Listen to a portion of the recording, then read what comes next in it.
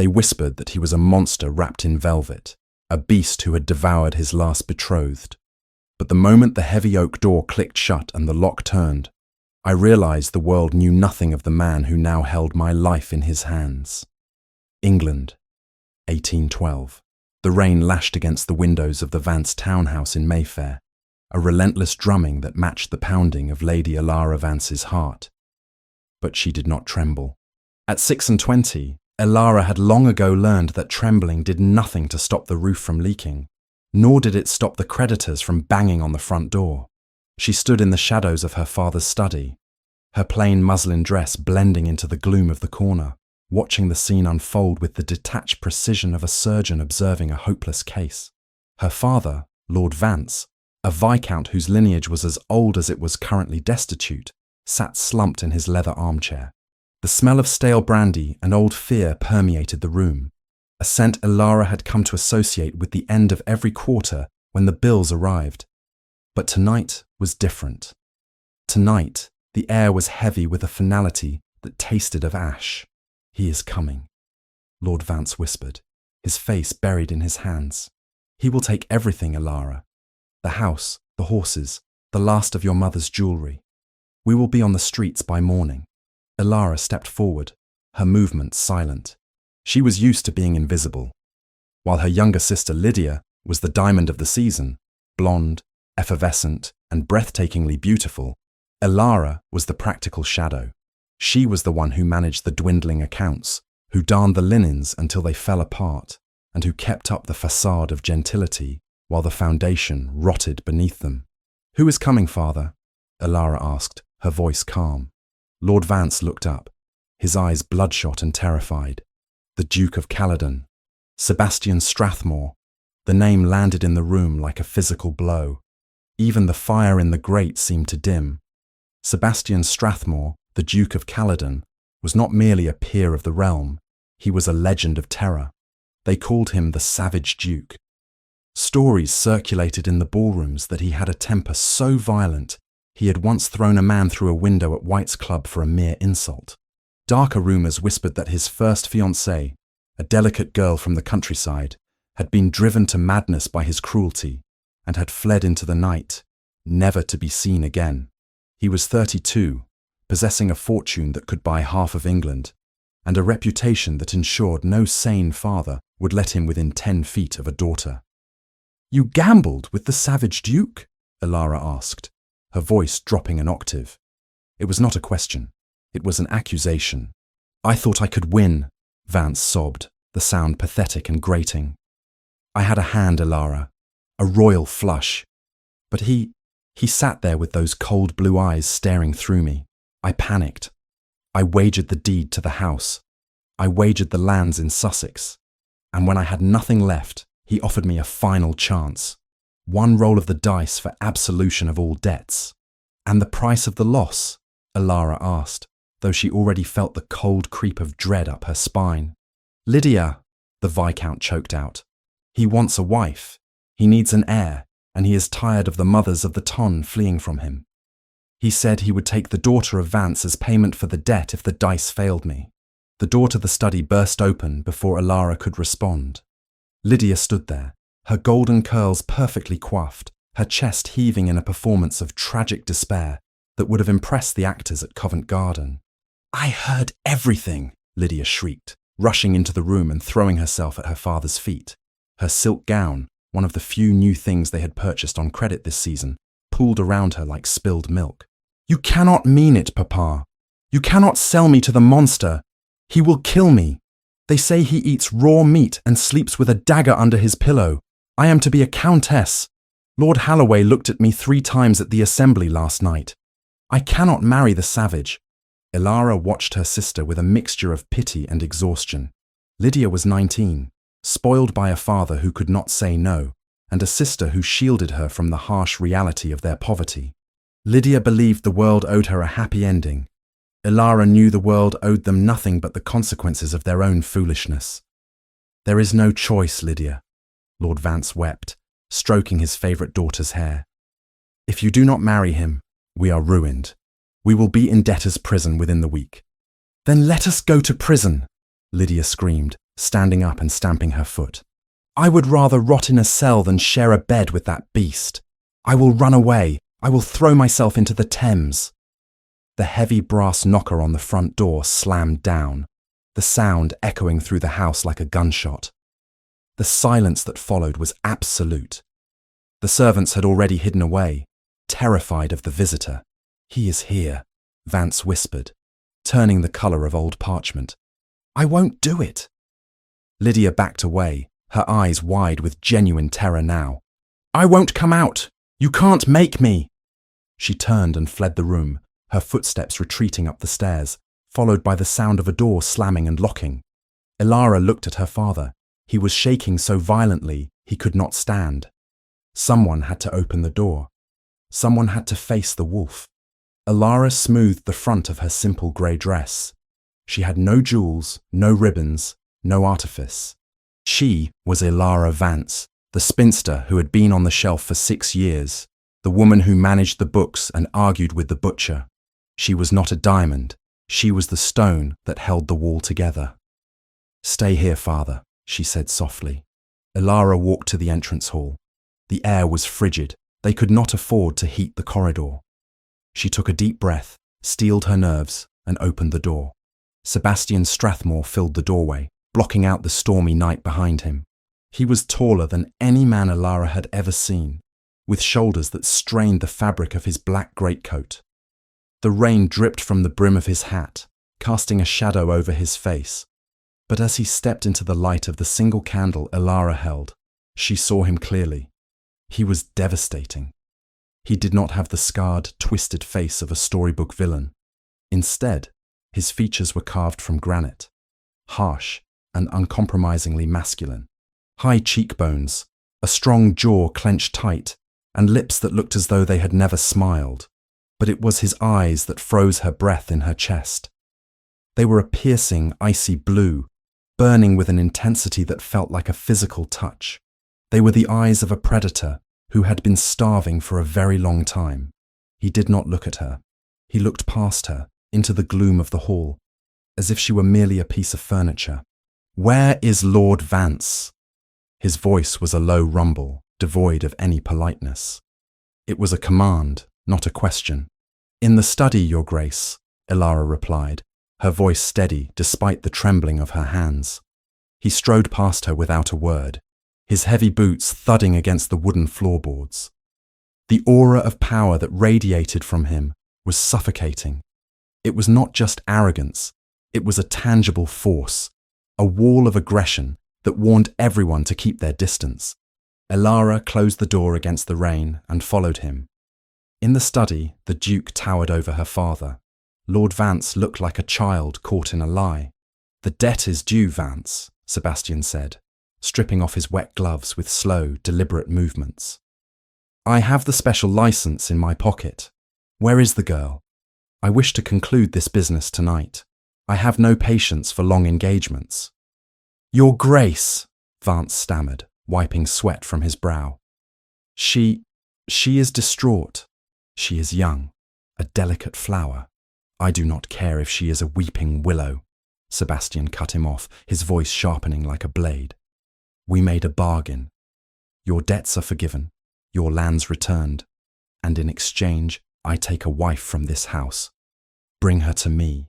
"She has locked herself in her room," Vance confessed, his voice breaking. "She refuses to come down. Please, Your Grace. Give me time to reason with her. She is terrified of your reputation." Sebastian laughed, a harsh barking sound that held no humour. "My reputation is the only reason I am still alive, old man. If she is afraid, good. Fear breeds obedience. Break down the door if you must." Elara watched the cruelty in his face. He enjoyed this. He enjoyed the power, the fear he inspired. He was exactly what the rumours said. A savage who saw people as property. If Lydia married him, she would be destroyed. Lydia was vain and shallow, but she was fragile. This man would crush her spirit in a week simply by existing. Elara looked at her father, broken and useless. She looked at the papers on the desk, the evidence of their ruin. There was no other way. "You cannot marry Lydia," Elara said. The silence that followed was deafening. Sebastian Strathmore turned slowly, as if surprised that the furniture had spoken. He looked down at her, his blue eyes narrowing. For the first time, he actually saw her. He took in her plain dress, her hair pulled back in a severe knot, her chin held high despite her lack of beauty. "And who are you to tell me what I can and cannot do?" he asked, his voice dangerously soft. "I am Elara Vance," she said, stepping further into the light. "And I'm telling you that Lydia will never survive you. She is a child who cares for ribbons and flattery. You will break her before the honeymoon is over, and then you will be left with a weeping ghost in your house, just like the rumors say of your last betrothed."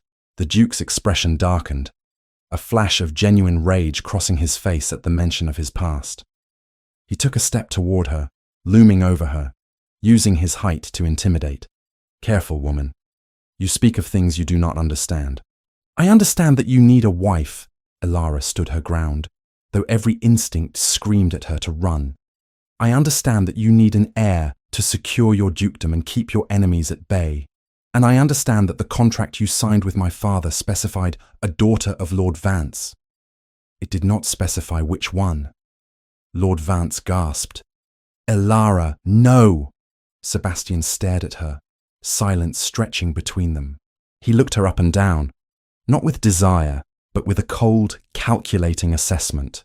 He looked at her hands, roughened by work, her posture, rigid with discipline. "You!" he scoffed. "You are the spinster, the invisible Vance sister. Why would I take you when I was promised the beauty?" "Because I am not afraid of you," Elara lied. She was terrified, but she had practiced this mask for years. "And because I am practical, I do not require poetry or courtships. I do not need to be coddled. You want a transaction, Your Grace. You want a wife who will run your house, bear your heir, and leave you in peace. Lydia will demand your attention with her tears every day. I will demand nothing." She saw a flicker of something in his eyes. Surprise. Respect. It was gone too quickly to tell. He walked around her, circling her like a wolf inspecting a trap. "You offer yourself as a sacrifice," he murmured, his voice close to her ear, sending a shiver down her spine. "To save the pretty sister. How noble. Or perhaps you are simply desperate to escape the shelf." "Think what you like," Elara said, staring straight ahead. "But my offer stands. Marry me. Clear my father's debts. Leave Lydia alone." Sebastian stopped in front of her. He reached out, his large hand gripping her chin, forcing her to look up at him. His touch was rough, his skin calloused. He searched her face, looking for the fear he was so used to seeing. Elara forced herself to breathe evenly. She thought of Lydia, sobbing upstairs. She thought of her father, destitute. She locked her fear away in a box in her mind. "You are old for a bride," he said cruelly. 26. "I am old enough to know my duty. And you understand what being my wife entails."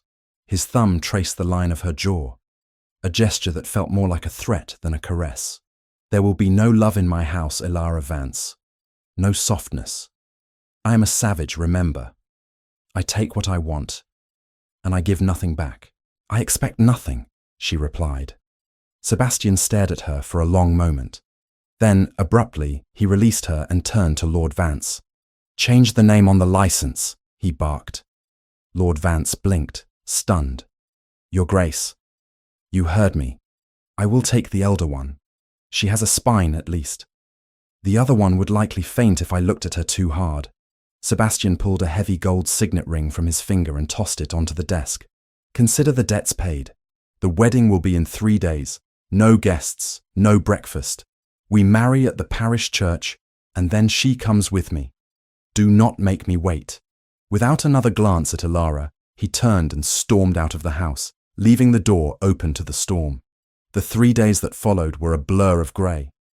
There was no joy in the preparations. Lydia, once she realized she was safe, oscillated between hysterical relief and cruel mockery. "You are actually going to do it," Lydia said, watching Elara pack her meager trunk. "You are going to let the beast touch you. Oh, Elara, imagine his hands. They say he strangled a wolf with his bare hands once. He will crush you. Be quiet, Lydia, Elara said, folding her best grey wool dress. I am doing this so you can marry your Lord Halloway and live in a house full of sunlight. Do not spoil it with your stories. Perhaps it is for the best, Lydia said, examining her reflection in the mirror. You were never going to find a husband anyway, Elara. At least now you will be a duchess. Even if you are a duchess to a monster. Society, of course, had a field day. The news that the Duke of Caledon was marrying the old Vance girl instead of the diamond spread through London like wildfire. The whispers followed Elara when she went to the church. Poor thing, she heard a matron whisper. He will eat her alive. Desperate, another sneered. She must have trapped him. Why else would he take her? The wedding ceremony was bleak. The church was cold, empty save for the vicar, Lord Vance, and the beadle. Sebastian stood at the altar like a dark statue. He wore black, stark against the grey stone of the church. He did not look at her as she walked down the aisle. He did not smile. He recited his vows with a clipped, harsh efficiency, as if he were concluding a business deal at the docks. When he took her hand to place the ring on her finger, Elara felt the heat of his skin. His hand engulfed hers. The ring was heavy, gold with the crest of the Caledon wolf. It felt like a shackle. I now pronounce you man and wife, the vicar said, sounding eager to be done with it. There was no kiss. Sebastian simply turned, offered her his arm, and marched her out of the church. We leave for my house immediately, he said. It was the first thing he had said to her all day. The carriage ride to Strathmore House was silent. Sebastian sat opposite her, staring out the window, his jaw working as if he were grinding his teeth. The tension in the small space was suffocating. Elara tried to make herself as small as possible. She studied him covertly. He was undeniably handsome, in a brutal, rugged way, but there was a darkness in him that seemed to suck the light out of the air. He radiated anger, pure, unadulterated anger. Strathmore House was a fortress of black stone in the heart of London. It was immense, imposing, and utterly devoid of warmth. The servants lined up in the hall were trembling as the Duke entered. He ignored them all, storming up the grand staircase, expecting Elara to follow. Your Grace, the butler stammered. Shall I prepare dinner? No, Sebastian snarled over his shoulder. Send a tray to the Duchess's room. I will not be eating. He led her down a long, dimly lit corridor, lined with portraits of stern-faced ancestors. He stopped before a set of double doors and threw them open. Get inside, he ordered. Elara stepped into the master suite. It was vast, dominated by a massive four-poster bed hung with heavy velvet curtains darker than midnight. A fire burned low in the grate, casting long, dancing shadows on the walls. The room smelled of sandalwood, beeswax, and him. Sebastian followed her in and slammed the door. The sound of the key turning in the lock echoed like a gunshot in the silence. Elara's heart hammered against her ribs. This was it. The moment Lydia had screamed about. The moment the whispers had warned her of. She was alone with the savage Duke, his property, his wife. She turned to face him, forcing her chin up, refusing to cower. Sebastian stood by the door, his back to her. He remained motionless for a long moment, his hands clenched into fists at his sides. His breathing was ragged, harsh, as if he had just run a mile. Take off your cloak, he said, his voice rough. Elara obeyed, her fingers fumbling slightly with the ribbons. She laid the cloak on a chair. She stood there in her simple grey wedding dress, waiting. She expected him to turn on her, to demand his rights, to unleash the violence everyone said simmered just beneath his skin. Sebastian turned slowly, his blue eyes locked onto hers. The intensity in them was scorching. He took a step toward her. Elara held her breath, bracing herself. She closed her eyes for a second, preparing for the roughness of his hands. Go to bed, Elara, he said. Elara's eyes snapped open. What? Sebastian walked past her. He did not touch her. He did not even come close enough for her to feel the heat of his body. He walked to the massive wardrobe, pulled out a heavy blanket and a pillow, and tossed them onto the rug in front of the fireplace, a good 20 feet away from the bed. I said, "Go to bed," Sebastian repeated, his voice sounding incredibly weary. The aggressive snarl was gone, replaced by a deep, bone-deep exhaustion. He began to unbutton his waistcoat, his movements slow and methodical. But Elara stared at him, completely bewildered. But the marriage bed, the heir. I thought. Sebastian looked at her then. The mask of the monster slipped, just for a fraction of a second. In his eyes, she didn't see the savage beast the world feared. She saw a man who looked like he was standing on the edge of a cliff, fighting with everything he had not to fall. "I do not touch martyrs, Elara," he said quietly, "and I have no desire to ravage a woman who looks at me as if I am about to slit her throat. Sleep. You are safe from me." "You are going to sleep on the floor?" Elara asked, unable to stop the incredulity in her voice. "You are a duke. Tonight, I am just a man who wants silence," he muttered. He lay down on the rug, fully clothed save for his coat and waistcoat, turning his back to her. He positioned himself between the bed and the door. It looked less like he was sleeping and more like he was guarding it. "Lock the door from the inside if it makes you feel better," he added, his voice muffled by the pillow. "Though no one gets past me." Elara stood frozen in the middle of the room. The savage duke, the monster who supposedly killed his fiancées and broke women for sport, was curling up on a rug like a loyal hound, refusing to touch her because she looked afraid. She looked at the vast, empty bed. Then she looked at the broad back of her husband, the man she had sacrificed herself to save her sister from. The rumors were wrong, or at least they were missing a vital piece of the puzzle. Elara blew out the candle, plunging the room into darkness, save for the dying embers of the fire. She climbed into the cold, large bed, pulling the covers up to her chin. She watched the silhouette of the man on the floor. He was a different man behind closed doors, and as Elara finally closed her eyes, listening to the steady, rhythmic breathing of the monster guarding her door, she realized with a jolt of terrifying clarity that her marriage was going to be infinitely more dangerous than she had anticipated, not because of his violence, but because of the mystery he was hiding. And Elara Vance had never been able to resist a mystery. The first week of my marriage to the Duke of Caledon was a lesson in the art of theatre.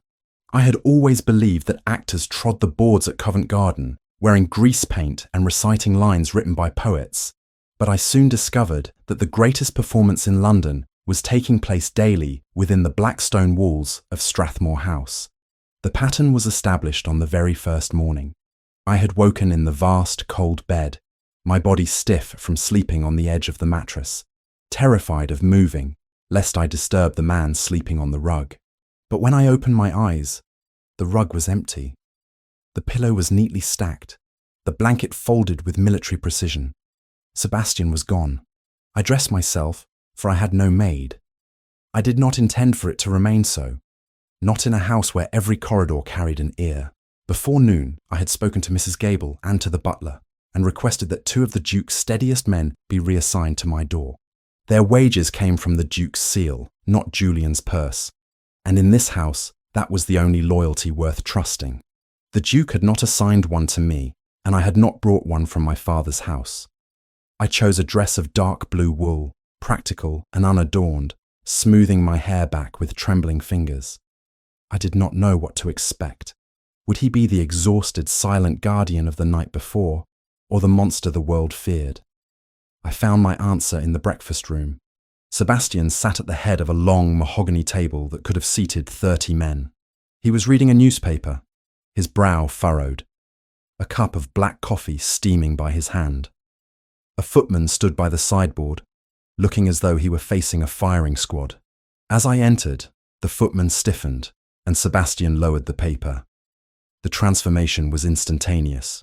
"You are late," Sebastian barked, his voice booming off the panelled walls. He slammed the newspaper down, causing the silverware to rattle. "Is this the discipline of the Vance household? Sloth and tardiness? I expected a wife, madam, not a decorative invalid who sleeps until noon." I froze in the doorway, my heart leaping into my throat. It was barely 8 o'clock. "Your Grace, Silence! He roared, standing up so abruptly that his heavy chair scraped violently against the floorboards. The footman flinched, dropping a silver spoon. Sebastian turned his fury on the servant. Clumsy fool! Get out of my sight before I have you whipped in the courtyard. Is everyone in this house incompetent?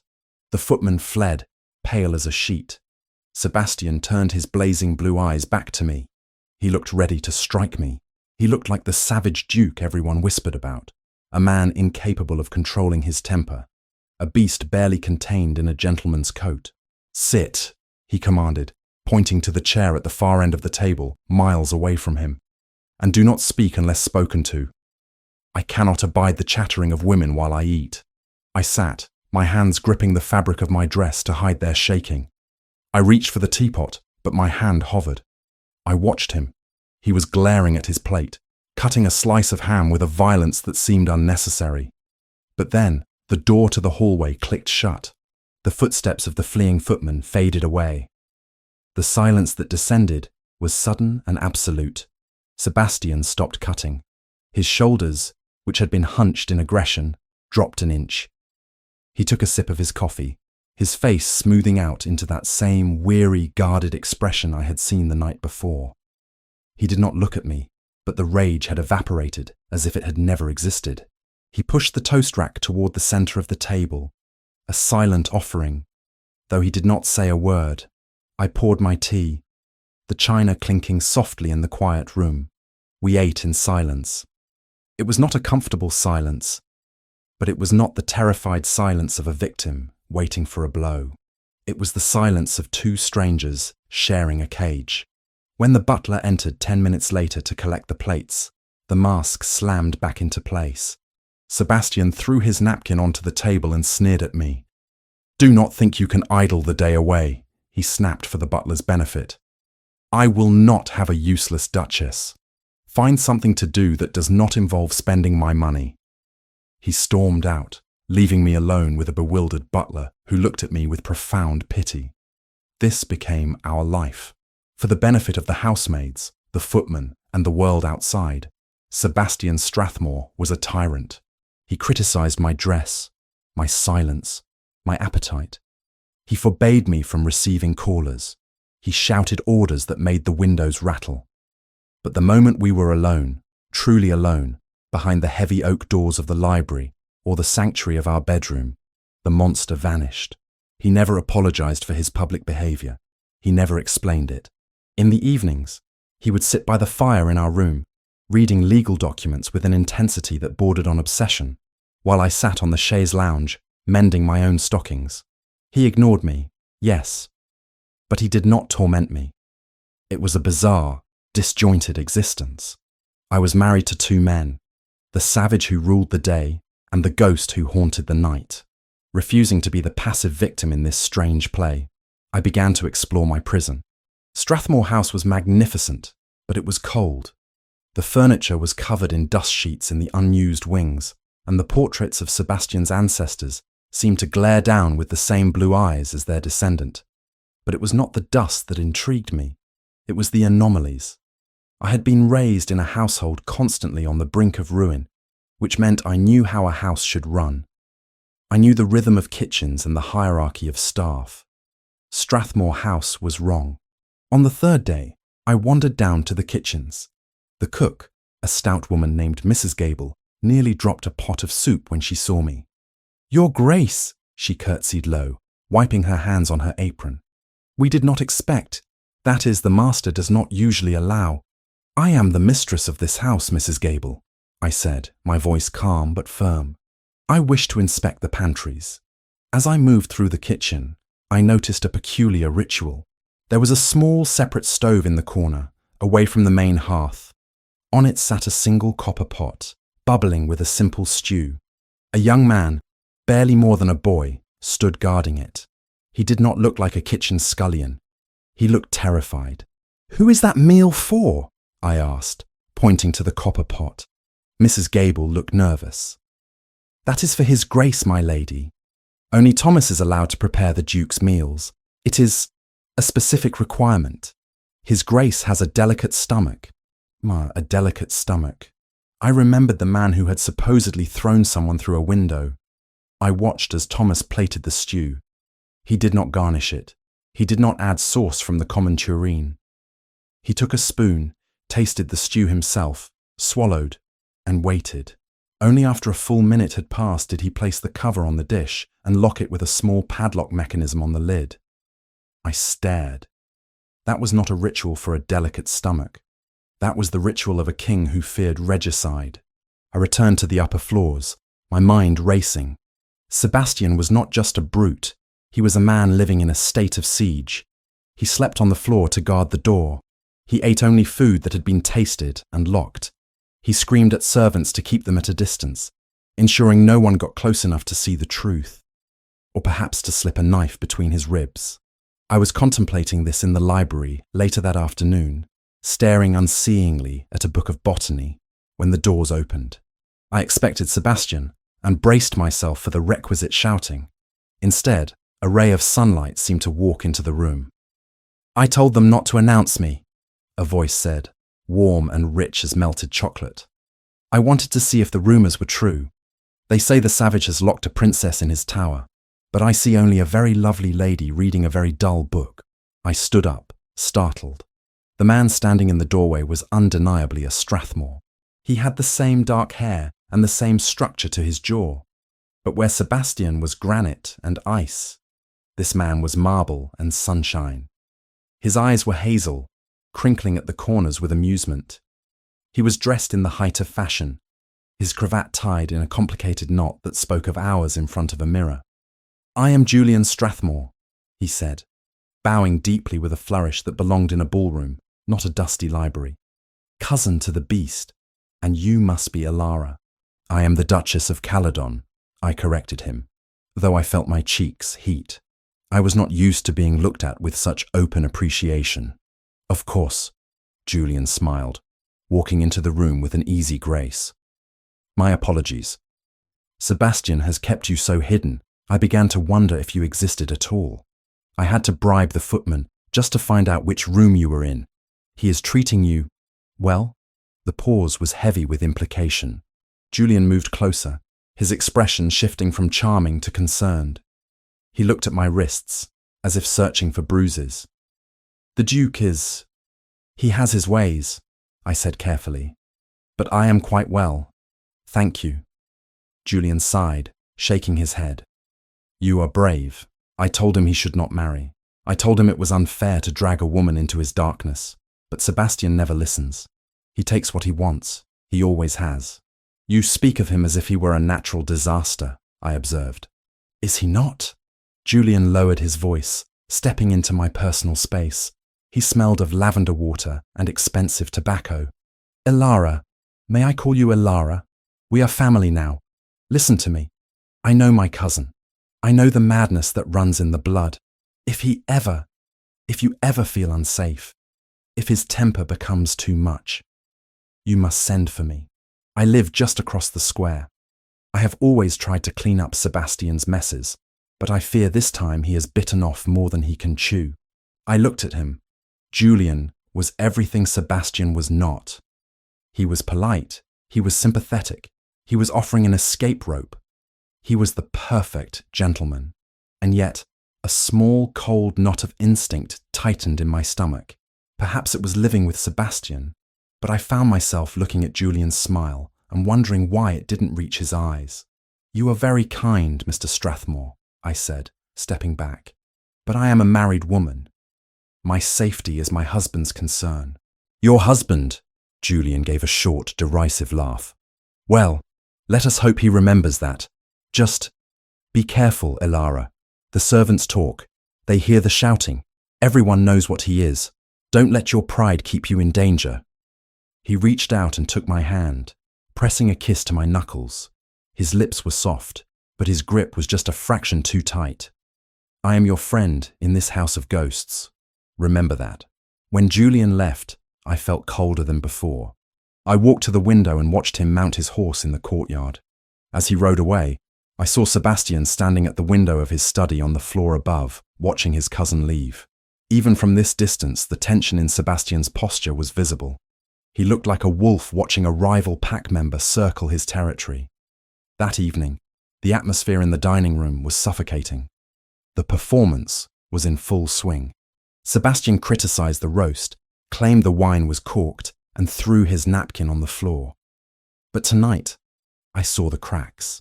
When the footman poured him a fresh glass of wine, Sebastian didn't drink it. He stared at the red liquid swirling in the crystal goblet. I saw a bead of sweat trickle down his temple. His hand, resting on the table, was clenched so tight his knuckles were white. He wasn't angry. He was terrified. He pushed the glass away. "Take it away," he snarled at the footman. "It smells of vinegar. Bring me the bottle from the cellar, the one with the blue seal. And do not open it until you are at the table." The footman scurried away. "You are paranoid," I said. It slipped out before I could stop it. The servants had left the room for a moment. We were alone. Sebastian's head snapped up. "What did you say?" "I said you are paranoid," I repeated, my voice steadying. I was tired of the shouting. I was tired of the fear. "You have your food tasted. You lock your pots. You watch your own cousin ride away as if he were an invading army. You sleep on the floor to guard a door against enemies that aren't there. Why do you pretend to be a monster, Sebastian? Is it easier to have them hate you than to admit you are afraid?" Sebastian stared at me. For a moment, he looked stunned. Then, the rage, the real rage, not the performance, flashed in his eyes. It was not the rage of a bully. It was the rage of a man whose armor had been pierced. He stood up slowly this time, lethally. "You have been spying on me. I have been living in this house." I stood up too, meeting his gaze. "I am your wife, not a piece of furniture. I see you, Sebastian. I see the man who trembles when he pours his own drink. Who are you afraid of? Is it Julian? Is it the servants?" He moved so fast I didn't have time to gasp. One moment he was at the head of the table, the next he was in front of me.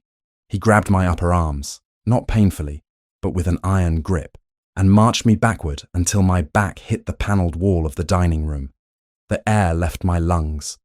He loomed over me, his body pressing close, radiating heat and fury. His face was inches from mine. I could see the flecks of silver in his blue eyes. I could smell the brandy on his breath. "You foolish little girl," he hissed, his voice a low, dangerous rumble. "Do you think you are clever? Do you think because you found a few puzzle pieces you understand the picture? I understand that you are not a savage," I whispered, refusing to look away. "I think you are a man who is alone." His grip tightened. He leaned in closer until his lips brushed my ear. I shivered, not from fear, but from a sudden, sharp jolt of awareness. "Listen to me closely, Alara," he whispered, and the sound was more terrifying than any shout. "You know nothing. Innocence is the only shield you have. If you strip it away, you become a target." He pulled back slightly to look me in the eye, his expression intense and desperate. "In this house," he said, his voice barely audible, "the walls have ears. The floorboards have eyes. If you want to survive being my wife, stop asking questions. Stop looking at the food. Stop talking to Julian. And for God's sake, keep playing the part of the terrified victim. Because if they think you are strong, if they think you are my ally, they will kill you just to get to me." He released me abruptly, stepping back as if burned. He adjusted his coat, his hands shaking slightly.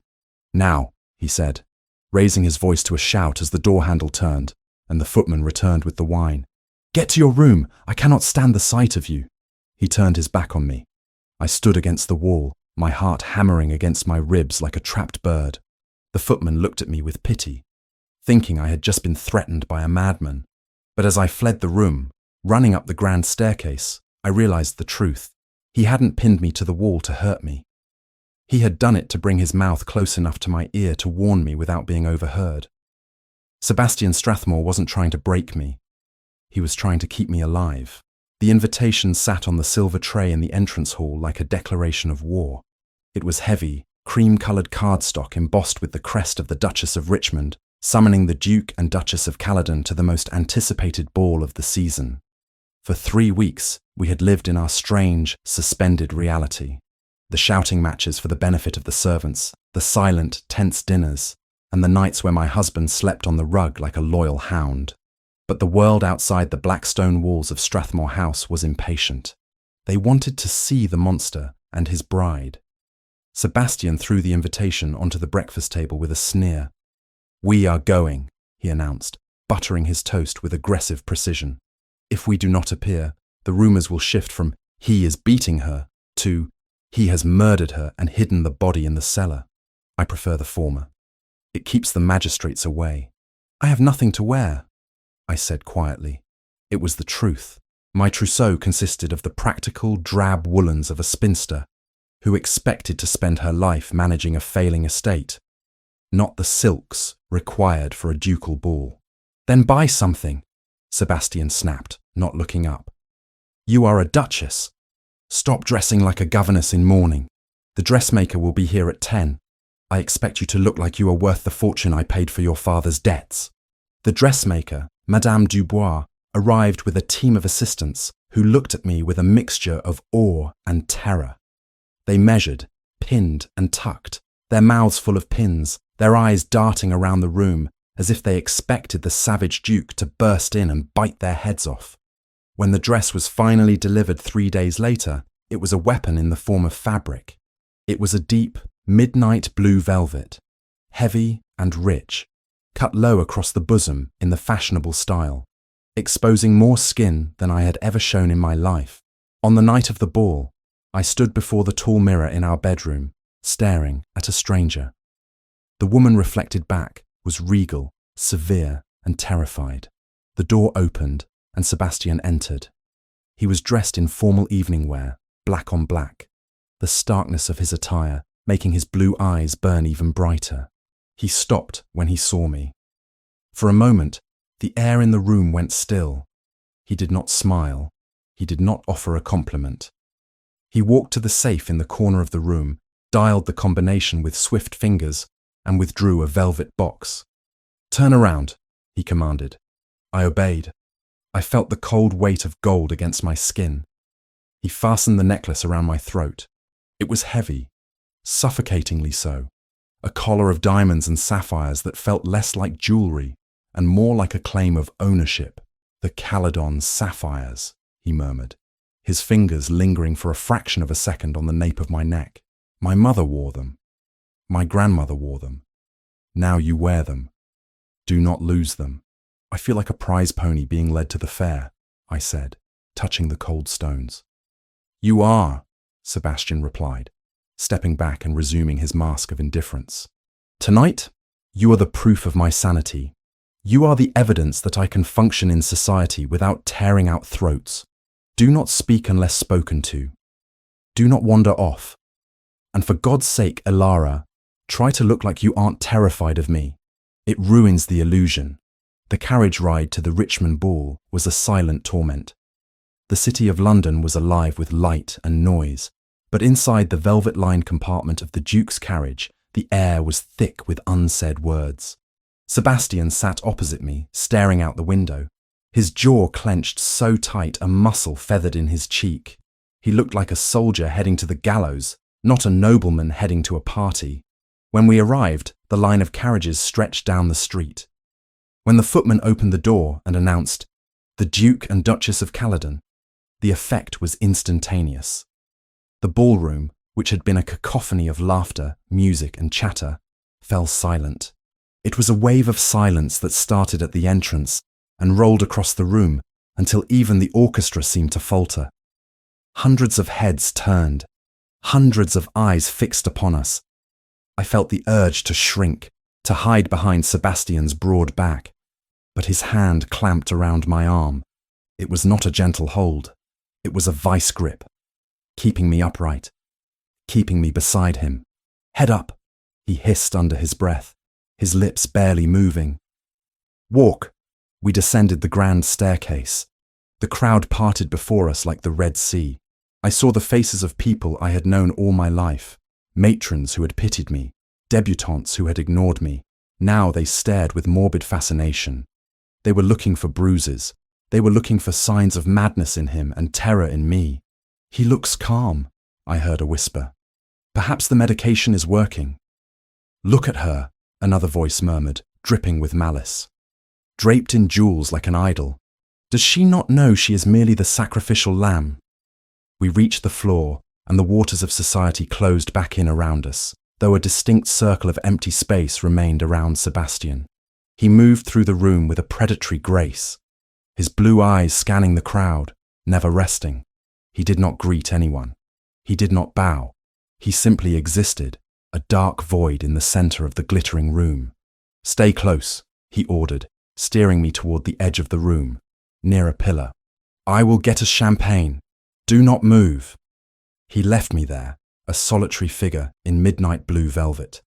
I stood straight, clutching my fan like a shield. It did not take long for the sharks to circle. "Elara!" The voice was high, sweet, and laced with poison. I turned to see my sister, Lydia, approaching on the arm of Lord Halloway. She looked radiant in pale pink silk, a confection of sugar and light. She looked happy, and she looked at me with a pity that burned worse than any insult. "Oh, Elara," Lydia sighed, stopping in front of me and looking me up and down. "You look expensive. The Duke certainly hasn't spared any expense in decorating you. Though, blue is such a difficult colour for your complexion, isn't it? It makes you look so pale." "Hello, Lydia," I said, keeping my voice even. "You look well." "I am wonderful," she beamed, squeezing Lord Halloway's arm. "Arthur is so attentive. We are to be married in the spring." "A spring wedding, Elara. Can you imagine? Flowers everywhere. Sunshine. Not like your dark little ceremony. Tell me, is it true?" She leaned in, her eyes wide with a hunger for gossip. "Is it true he makes you sleep with the lights on? Is it true he howls at the moon? Everyone says you must be living in absolute terror." "I'm perfectly fine, Lydia," I lied. "Sebastian is a complex man, but he is my husband." Lydia laughed, a tinkling sound that drew glances. "Oh, you are so brave pretending like that. It is noble, really. Father says you saved us all.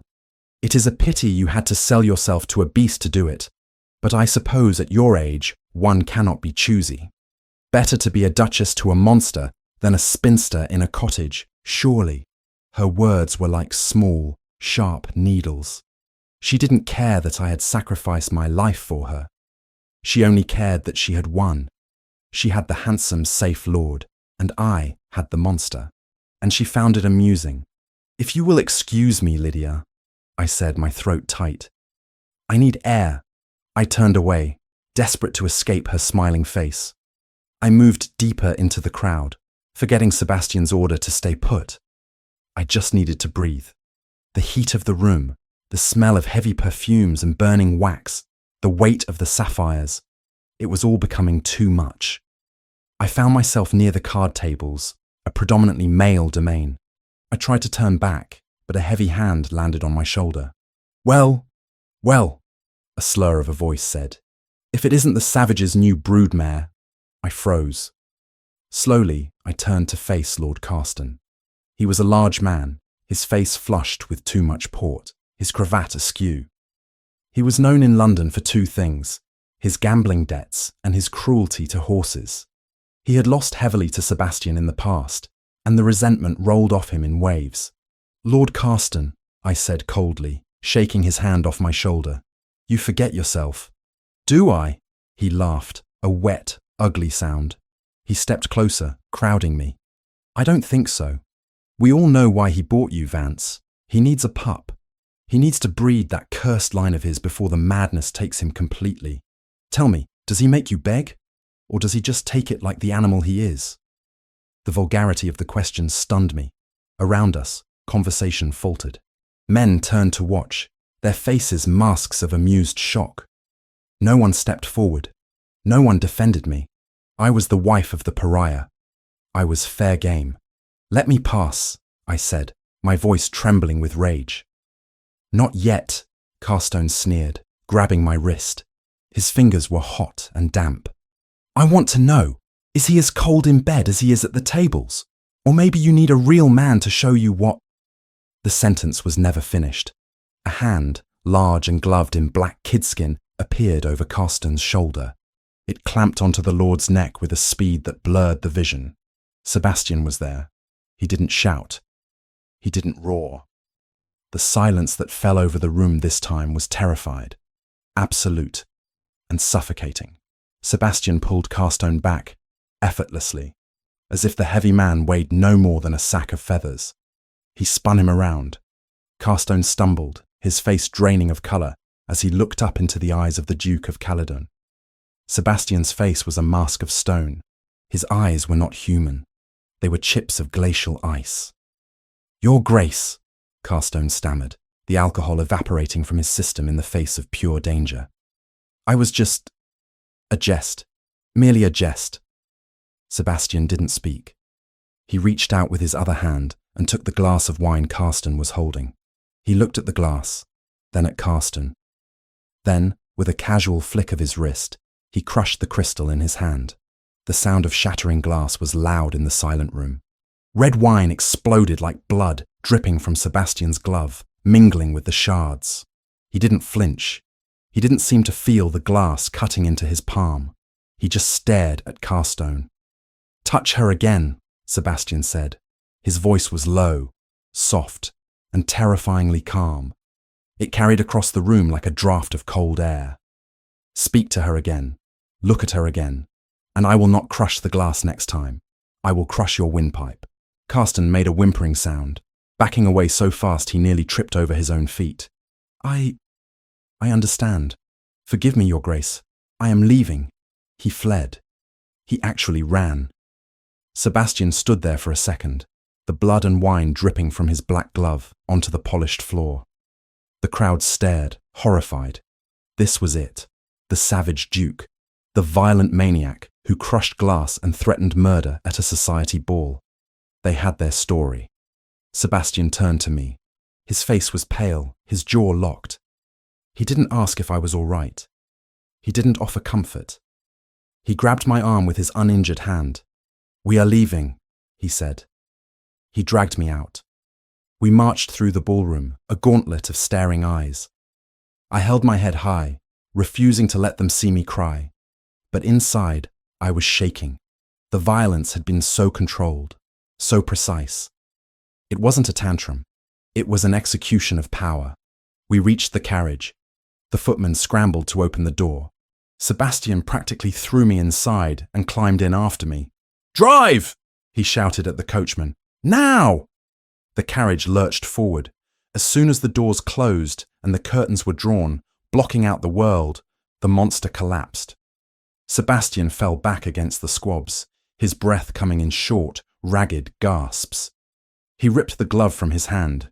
The leather was sliced, his palm bleeding sluggishly where a shard of glass had pierced the skin. But he didn't seem to notice the pain. He was shaking. His entire body was vibrating with tremors so violent his teeth chattered. "Sebastian?" I whispered, the fear of him vanishing instantly, replaced by a sudden, confusing concern. He didn't answer. He leaned forward, burying his head in his hands, his fingers digging into his scalp. He was hyperventilating. It wasn't rage. It wasn't madness. It was panic. Pure, blinding, crippling panic. I can't breathe," he gasped, his voice a broken rasp. Too many eyes. They are everywhere." I moved without thinking. I slid from my seat to the floor of the carriage, kneeling between his legs. I took his hands, the bleeding one and the shaking one, and pulled them away from his head. "Sebastian, look at me," I commanded, using the same tone I used to calm a spooked horse. "Look at me. We are in the carriage. The doors are locked. No one can see you. Just me. It is just Ilara." He raised his head.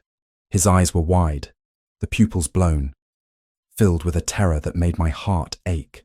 "Did you see them?" he choked out. "The vultures, waiting for a slip, waiting for me to fall." "You didn't fall," I said firmly, taking his bleeding hand and pressing my handkerchief to the cut. "You defended me. You were strong. I wanted to kill him, he whispered, staring at his own blood on the white linen. I wanted to tear his throat out, not because he insulted you, but because he was close, too close. He looked at me, his gaze desperate. Do you know what it is like, Ilara? To know that every hand offered to you might hold a knife. To know that every cup of wine might be your last. You aren't crazy, I said softly, the realization slotting into place like a key in a lock. The rumors, the madness. It's not madness. My father didn't die of a heart stopped, Sebastian said, the words spilling out of him as if the dam had finally broken. He was 35, strong as an ox. One night, he drank a glass of port in his study. An hour later, he was foaming at the mouth, clawing at his own throat as his lungs shut down. I watched him die, Ilara. I was 22. I froze, my hands still holding his. Poison. Arsenic. He nodded, a tear slipping down his cheek, the first sign of vulnerability I had ever seen on his face. And the bottle was sealed. The glass was clean. It was someone in the house, someone close. The magistrate ruled it natural causes because the Strathmores have a history of weak hearts. But I know what I saw. He pulled his hands away from mine and gripped his knees, rocking slightly. Since that day, I have been waiting. I check every lock. I prepare my own food when I can. I act the monster because monsters are feared, and people stay away from what they fear. If I let them close, if I let anyone close, they will finish the job. Julian is next in line. He smiles, and he charms, but he watches me. He waits. Julian, I breathed. The charming cousin. The man who had offered me friendship and warned me against Sebastian. He was there that night, Sebastian whispered. He poured the wine. The carriage rattled over the cobblestones, the sound harsh and loud. I sat on the floor, looking up at my husband. He wasn't a savage. He was a survivor. He was a man who had been living in a shark tank for 10 years, bleeding into the water, waiting for the bite. The violence, the shouting, the isolation. It was all armor. A desperate, terrified attempt to stay alive. Why didn't you tell me? I asked. Because you were just another piece on the board, he said, looking at me with exhausted honesty. I bought you to stop Julian from petitioning the king to declare me incompetent for not producing an heir. You were supposed to be a shield, nothing more. I didn't expect... He trailed off, looking at my hands holding his. I didn't expect you to see me. I looked down at his hand. The blood had soaked through the handkerchief. I carefully unwrapped it. The cut was deep, but clean. We need to clean this when we get home, I said practically. Ilara, he said, his voice stronger now, the panic receding as the adrenaline faded. You cannot tell anyone. If they know I am sane, if they know I am afraid, the game is over. They will strike. I looked up at him. I saw the fear, yes, but I also saw the strength it took to carry this burden alone for a decade. I thought of Julian's smooth smile. I thought of my father's debt, conveniently bought by the Strathmores. I thought of Lydia's cruel laughter. I had spent my life being invisible, fixing problems, managing disasters. I was not a damsel in distress. I was Ilara Vance, and for the first time in my life, I had a purpose that went beyond balancing ledgers. I won't tell anyone, I said, squeezing his hand. But you are wrong about one thing, Sebastian. What? You are not alone anymore, I said fiercely. You needed a wife to secure your title, but it seems you also need a partner to watch your back, and I have very sharp eyes. Sebastian looked at me, really looked at me. The blue ice in his eyes melted, replaced by a tentative, fragile hope. He didn't smile.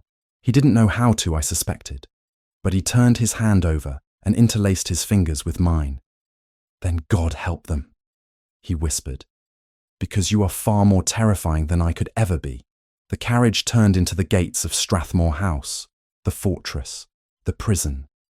But as I helped my husband up from the seat, concealing his shaking hands from the footman waiting outside, I knew it was no longer a prison. It was a battlefield. And I had just chosen my side. The morning after the ball, The atmosphere in Strathmore House had shifted. It was a subtle change, imperceptible to the servants who scurried through the corridors with their heads down, but to me, the air felt different. It no longer smelled of stagnant fear. It smelled of ozone, the sharp, electric scent that precedes a storm. We sat in the breakfast room, the scene identical to a dozen mornings before, yet entirely new. Sebastian sat at the head of the table, his newspaper raised like a barricade. To the footman standing by the sideboard, the Duke appeared as formidable and distant as ever. But I knew better. I knew that behind that wall of newsprint, his eyes were not scanning the parliamentary reports, but watching the room. I waited until the footman left to fetch fresh coffee. As the door clicked shut, the newspaper lowered instantly. "The cook is loyal," Sebastian said, his voice a low murmur. "Mrs. Gable has been with the family since I was a boy. She wept when my father died. She is the only reason I eat anything at all." "And the butler?" I asked, keeping my voice equally low, buttering a piece of toast with deliberate calmness. "Bennett is a fool, but he is not malicious," Sebastian replied. "He is too frightened of his own shadow to be a spy. But the others, the footmen change every season. The maids whisper. And the housekeeper, Mrs. Sterling. She watches me," I finished for him. "She notes when I leave my room, who I speak to, and how much money I spend. She asks questions that are too specific for mere curiosity." Sebastian's jaw tightened. "She was hired by my aunt 3 years ago. My aunt, who dotes on Julian. Then she is the leak," I said decisively. "And she must go. We cannot just dismiss her," Sebastian hissed, leaning forward. "If I fire her without cause, Julian will know I am purging the house.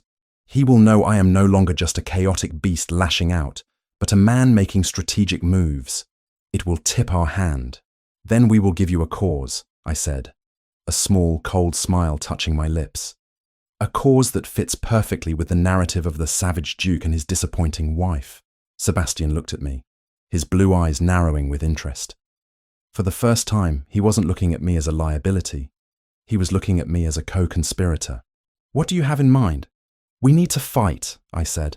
"We need to fight so loudly that the neighbours in Mayfair hear it. We need to convince them that our marriage is crumbling, that I am incompetent, and that you are losing your mind with rage. And in the chaos, we will clean house." The plan was set into motion that very afternoon. It began in the drawing room, a space of gilded mirrors and velvet upholstery that I rarely used. I summoned Mrs. Sterling, a tall, severe woman with eyes like polished flint.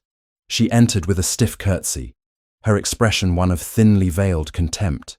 "You wish to see me, Your Grace?" "I did," I said, standing by the fireplace, holding a ledger I had retrieved from the library. "I have been reviewing the household accounts, Mrs. Sterling. There are discrepancies in the purchasing of linens. We seem to be paying double the market rate for sheets that I have not seen in the linen closet." Mrs.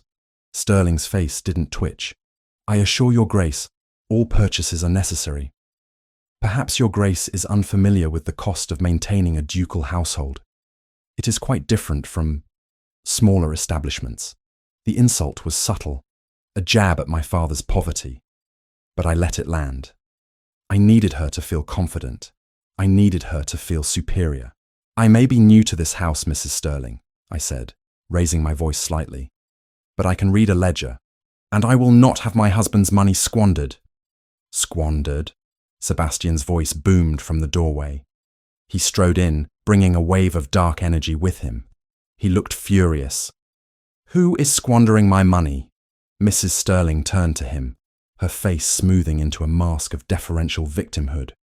"Your Grace, the Duchess was just accusing me of theft. I was merely trying to explain." "I was not accusing her of theft," I shouted, turning on Sebastian. "I was accusing her of incompetence, just as I accuse you of blindness. You let this house rot while you hide in your study." Sebastian grabbed a porcelain vase from the mantelpiece, a hideous thing that I had secretly hated since I arrived, and hurled it into the fireplace. The crash was spectacular. Shards of china exploded outward, clattering onto the hearth. Mrs. Sterling jumped back, gasping. "Do not speak to me of blindness, woman. Sebastian roared, advancing on me. I bought you to manage this house, not to pester me with trifles about bedsheets. If you cannot handle the servants, then you are of no use to me. He grabbed my shoulders. To Mrs. Sterling, it looked like he was shaking me in a rage, but his grip was controlled, his thumbs rubbing soothing circles into my collarbone even as he screamed in my face. "Get out!" he yelled over his shoulder at the housekeeper.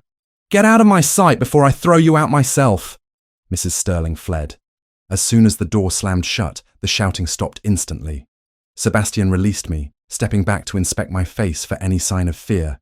"Too much," he whispered. "Not enough," I whispered back, my heart racing not from terror, but from the adrenaline of the performance. She needs to think I am losing control. She will report this to Julian. She will tell him that the Duke is becoming violent towards the staff and his wife, that the household is in chaos.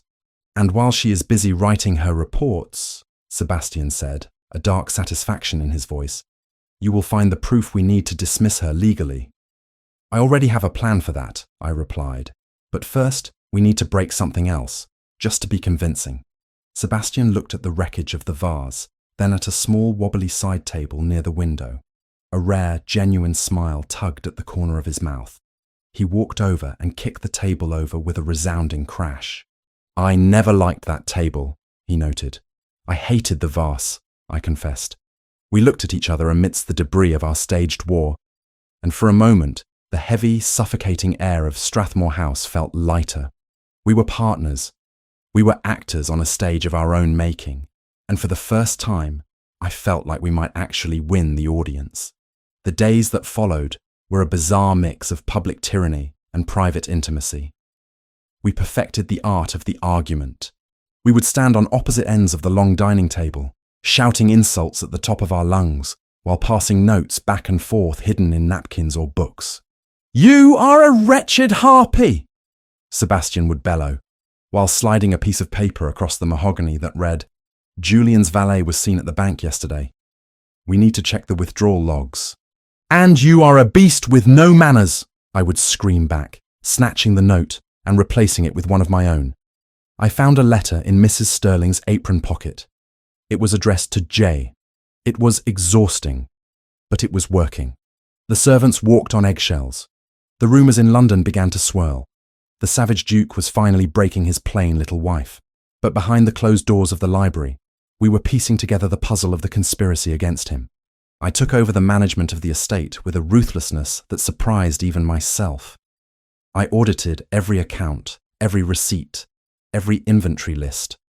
I found that my father's debt had been artificially inflated by interest rates that were illegal, managed by a broker who had close ties to Julian Strathmore. I found payments to chemists for tonic water that coincided with the dates of Sebastian's father's death. But the closer we got to the truth, the more dangerous the game became. Julian Strathmore did not stay away. He visited frequently, always arriving just after one of our staged fights, playing the role of the concerned mediator. He would sit with me in the garden, watching me with those hazel eyes that were too perceptive, too assessing. "You look tired, Alara," Julian said one afternoon, pouring tea for me with a practiced elegance. We were sitting in the rose garden, a place I had chosen because it was open and difficult to eavesdrop on. "The servants say there was another incident this morning." Sebastian was displeased with the coffee, I said, staring at my cup. "He has moods." "Moods," Julian scoffed gently. "He is dangerous, Alara. I told you this. You are withering away in this house. Look at you. You are pale. You jump at shadows." "I am fine," I insisted, though I made sure my hand trembled slightly as I lifted my teacup. Julian leaned forward, dropping his voice to a conspiratorial whisper. "You know, you do not have to stay. There are laws. If a husband is cruel, if he is unfit, there are ways to seek sanctuary. I have a small estate in Kent. It is quiet there, safe. You could go there to recover." I looked at him, feeling a chill that had nothing to do with the wind. He was trying to separate us.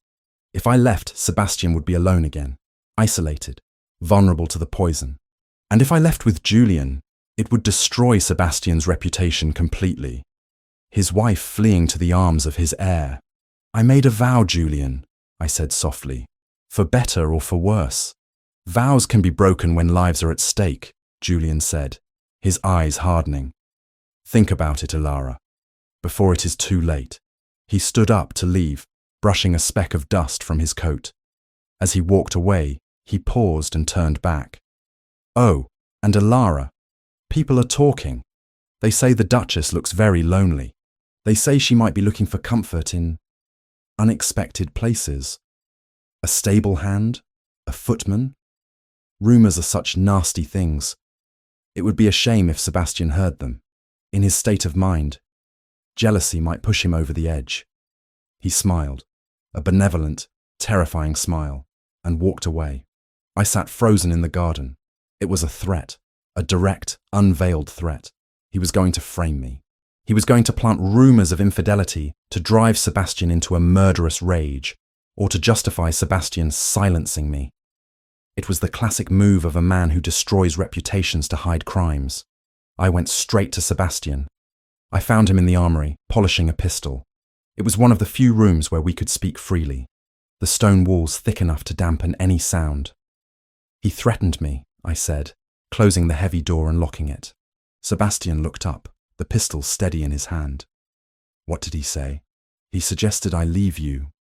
He offered me his estate in Kent, and when I refused, he implied that rumours were spreading about me having a lover, a stable boy or a footman. Sebastian set the pistol down. His face went deathly pale, then red with suppressed fury. He wants to provoke me. He knows the history. He knows my grandfather killed his wife in a fit of jealous rage over a false rumour. He wants history to repeat itself. He wants me to kill you. Or he wants you to think I am betraying you so you will cast me out, I said, pacing the room. He realizes I am the one guarding the food. I am the one checking the locks. I am in his way. Then we need to remove his eyes, Sebastian said, standing up. Mrs. Sterling, today. We need proof, I reminded him.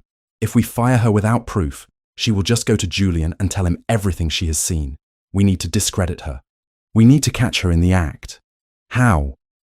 We give her something so juicy she cannot resist running to him immediately, I said, and we make sure we are there when she does it. The trap was set for that evening. I wrote a letter. A fake letter, addressed to a non-existent lover named Captain Thorne. In it, I detailed a plan to run away with the Caledon jewels that very night, meeting at the servants' entrance at midnight. I poured all the melodrama I could muster into the prose, making myself sound like a desperate, love-struck fool. I left the letter, partially concealed, under my pillow.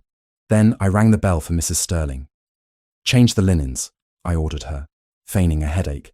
I will be in the bath. Do not disturb me. I went into the adjoining bathing room and waited, peering through the crack in the door. Mrs. Sterling entered the bedroom. She moved with efficient silence. She stripped the bed. As she lifted the pillow, she saw the letter. She paused. She looked at the door to the bathing room, listening to the sound of the water I had left running. Swiftly, she snatched the letter. She didn't put it in the laundry basket. She didn't put it on the bedside table.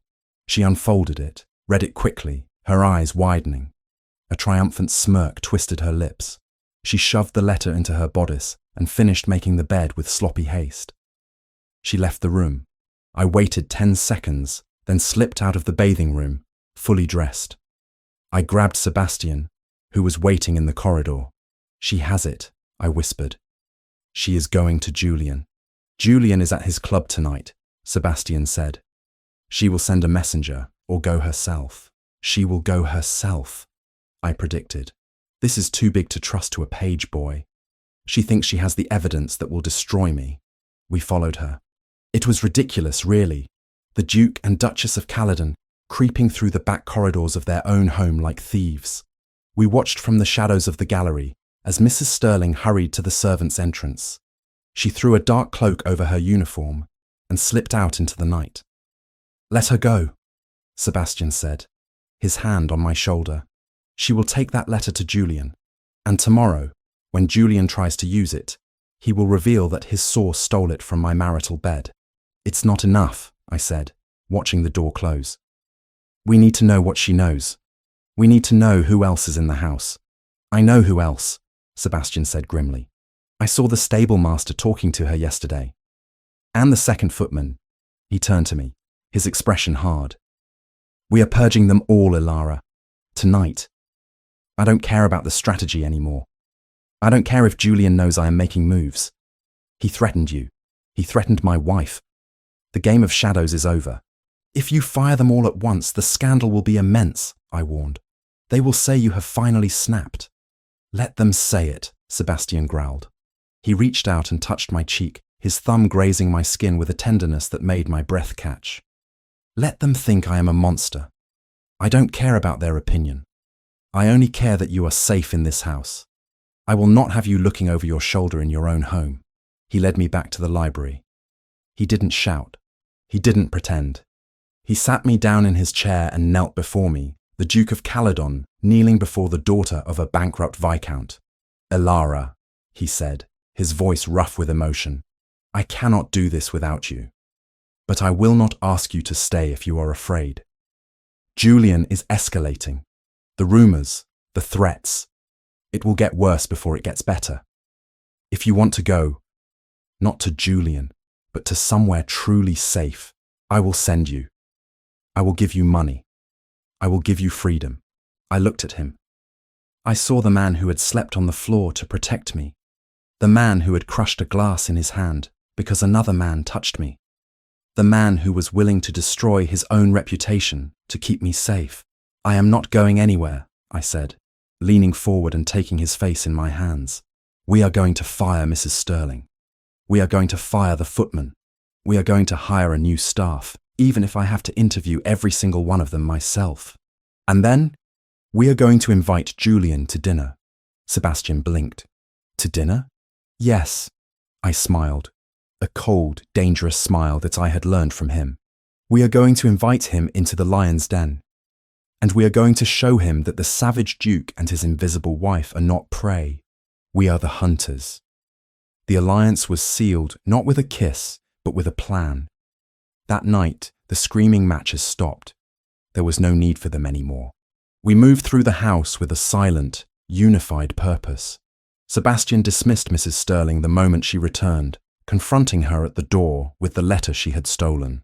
He didn't let her speak.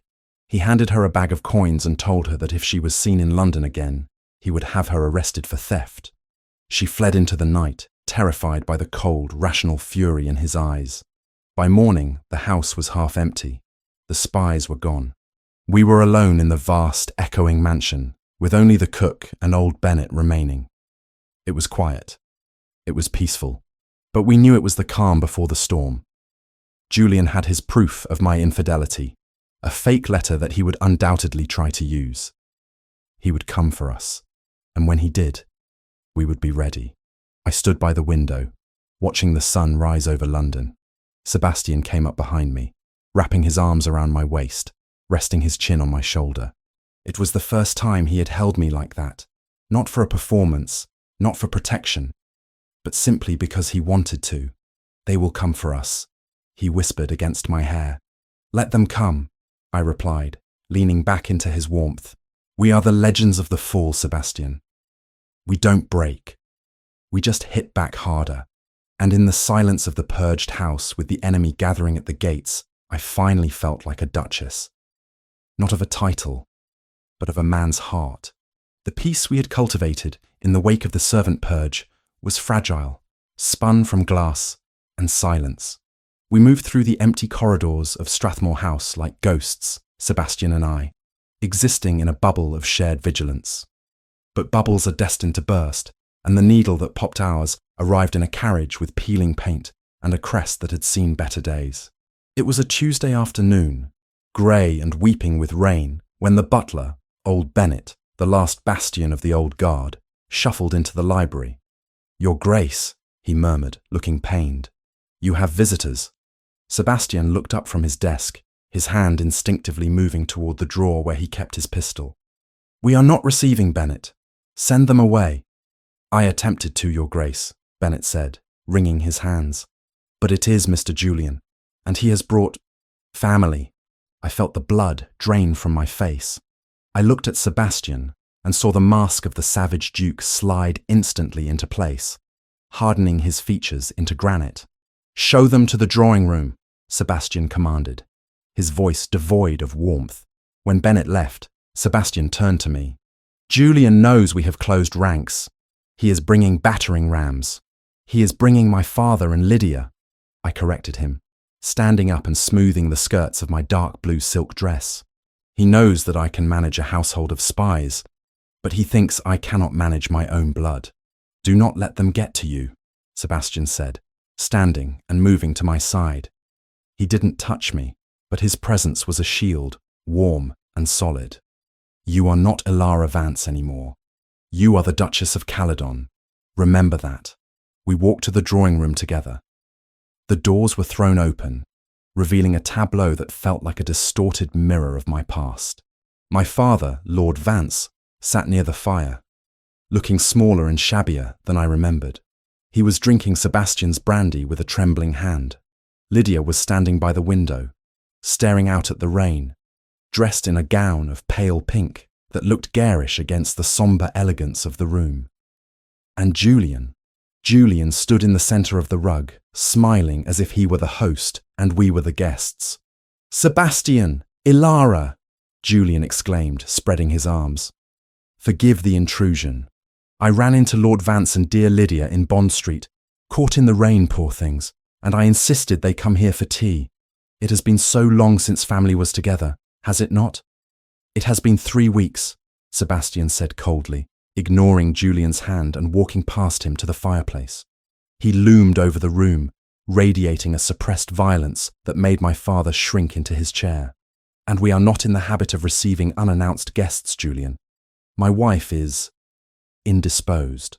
"I look quite well, thank you," I said, stepping into the room. I held my head high, the heavy sapphires around my neck catching the firelight. Lydia turned from the window. Her eyes widened as they swept over me. She took in the heavy silk of my dress, the jewels, the way the servants, what few remained, had clearly polished every surface of the room to a shine. I saw the calculation in her gaze. When she had last seen me, I was the sacrifice. Now, I looked like the queen of a kingdom she had rejected. "Ilara," Lydia said, her voice tight, "you have changed." "Marriage changes everyone, Lydia," I replied coolly. "Father, I hope you are well." Quite well," Lord Vance stammered, avoiding Sebastian's glare. "Just financial matters, you know. Always pressing. But seeing you here, in this palace, it eases a father's heart." "Does it?" Sebastian asked, his voice dripping with sarcasm. "I thought it was the brandy easing your heart, Vance." Now, Julian interjected smoothly, stepping between them. "Let us not dwell on business. Lydia was just telling me how much she regrets not visiting sooner. She has been so worried about her dear sister. Living in this imposing house." Julian's eyes met mine. They were hazel, warm, and utterly empty. He was testing the waters. He wanted to see if the cracks he had tried to create with his rumours had taken hold. "I have been busy," I said, signalling Bennett to pour the tea. "Managing a dukedom is not like managing a townhouse, Julian. It requires vigilance." "I am sure," Julian smiled, "but surely there is time for family." Lydia was hoping to see the gardens. "And perhaps, Sebastian, you could show Lord Vance the library. He has a great love for first editions." It was a manoeuvre. Divide and conquer. Separate the king and queen so the pawns could move. "The gardens are wet," Sebastian said dismissively. "Oh, but the conservatory is not," Lydia piped up. She walked over to Sebastian, bold as brass, and laid a hand on his arm.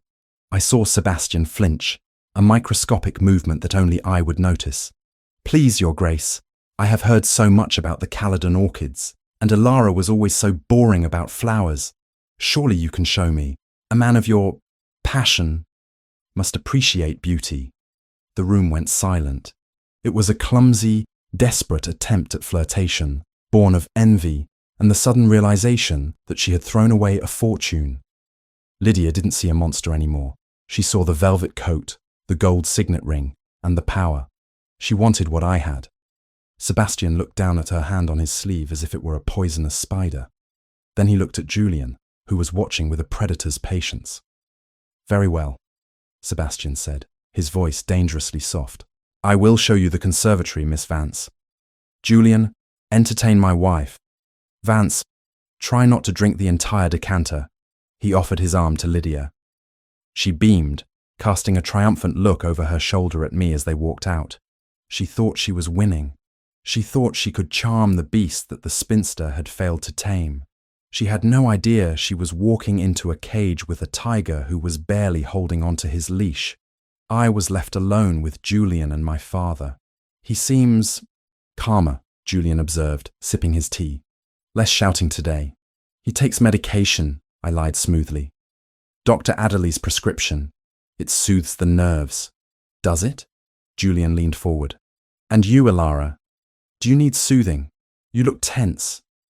Is the burden of being his keeper weighing on you?" "I am his wife, Julian, not his keeper." "Semantics," he waved a hand. "But tell me, have you given thought to my offer? The estate in Kent? The offer of sanctuary?" "I told you, Julian. I am staying." "Pity," he murmured, glancing at the door where Sebastian and Lydia had exited. "Loyalty is a noble virtue, Ilara, but it is often fatal. In the conservatory, the air was thick and humid, smelling of damp earth and exotic blooms. It was a glass cathedral attached to the east wing, filled with ferns and orchids that Sebastian's mother had collected. Sebastian walked fast, his strides long and angry. Lydia had to trot to keep up with him, her silk slippers slipping on the damp stone floor. "You walk so fast, Your Grace," she laughed breathlessly. "Please, slow down. I want to admire the view." Sebastian stopped abruptly near a cluster of carnivorous pitcher plants. He turned to face her. "You wanted to see the flowers? Look at them." Lydia ignored the plants. She stepped closer to him, invading his personal space. She tilted her head back, allowing her hood to fall, revealing the golden curls that had made her the toast of the season. "I didn't come to see the flowers, Sebastian," she whispered, using his Christian name without permission. "I came to see you." Sebastian stood motionless. "And why would you wish to see the monster you begged your father not to sell you to?" Lydia pouted, tracing a finger along the lapel of his coat. "I was a child then. I was frightened by stories. But I am a woman now, and I see that the stories were wrong. You aren't a monster. You are just misunderstood. You need someone who understands fire. Ilara, she is like water, dull, cold. She washes things out. But she pressed her body against his. "I could be the fire you need. I made a mistake, letting her take my place. It should have been me. We would look so beautiful together, wouldn't we? The savage duke and the diamond of the season." She reached up, intending to kiss him. Sebastian caught her wrists. He didn't hold them gently. He gripped them with enough force to bruise, pushing her back away from him until she stumbled against a potting table. "You think you are fire?" Sebastian sneered, his voice dripping with contempt. "You are not fire, Lydia. You are a candle, pretty to look at, easily extinguished, and utterly useless in a storm." Lydia gasped, her eyes filling with tears of shock. You are hurting me. You speak of your sister as if she were nothing," Sebastian continued, his voice rising, the anger finally bleeding through. "You call her dull. Ilara is iron. She is the steel that holds this house together.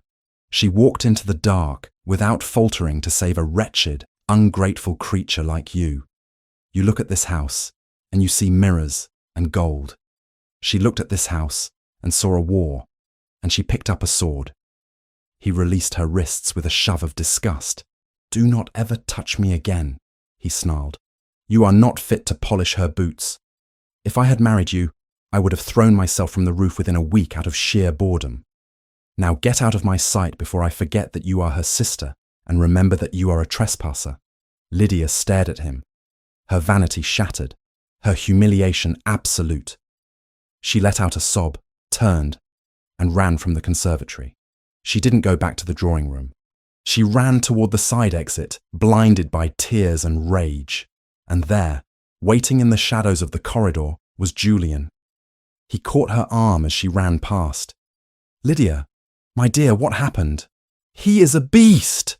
Lydia wept, collapsing against Julian's chest. "He humiliated me. He said I was useless. He said Ilara was better than me. Ilara, that plain old stick." "Shh," Julian soothed, stroking her hair, his eyes gleaming with cold satisfaction. "He is mad, Lydia. He doesn't know what he is saying. But we can punish him. We can make him pay for hurting you." "How?" She sniffled, looking up at him. "I need to get into his private rooms," Julian whispered. "To leave a gift. But the stairs are watched. If you could just distract Ilara for 5 minutes. Create a scene. Faint. Anything to keep her in the drawing room." Lydia's eyes narrowed. The humiliation burned hot in her chest. She wanted to hurt Sebastian.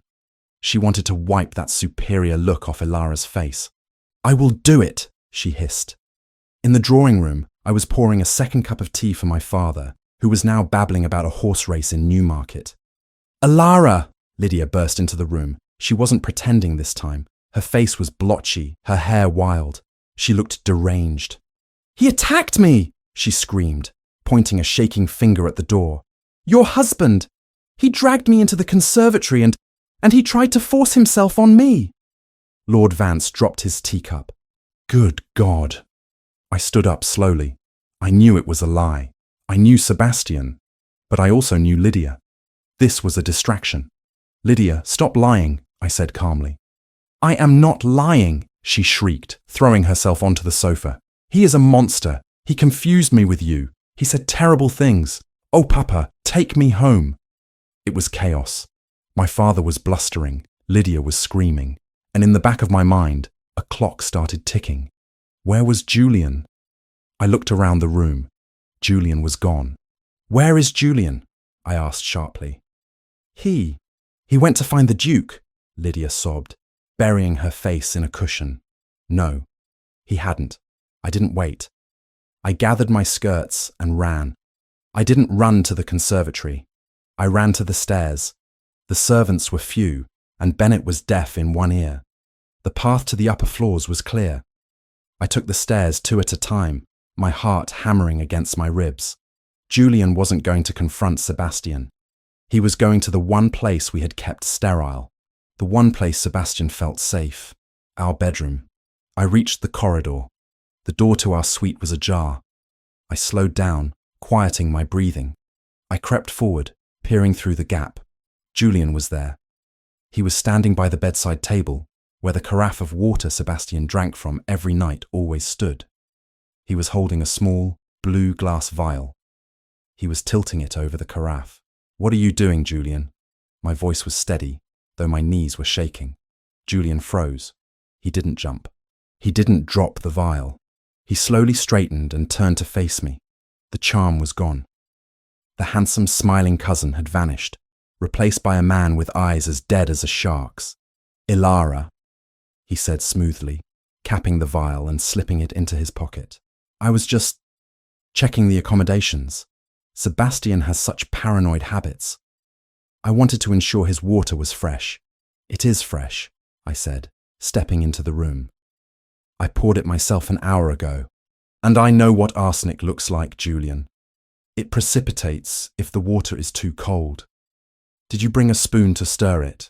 The silence stretched, thin and tight as a wire. Julian smiled, but it was a grimace. "You are smarter than you look," he said softly. "I told Sebastian he should have married the pretty one. Lydia is stupid. She would have poured the poison for me if I told her it was a love potion. But you are a nuisance. I am his wife." "You are an obstacle," Julian snapped, his composure cracking. "He was supposed to die years ago. He was supposed to follow his father. But he clung to life, hiding in this house, checking his food like a rat. I have waited 10 years, Ilara. 10 years to take what is mine." "The dukedom is not yours," I said, moving to put the heavy armchair between us. "And it never will be." "It will be if he dies of a heart attack tonight," Julian said, taking a step toward me. And then, the grieving widow will be comforted by the new duke.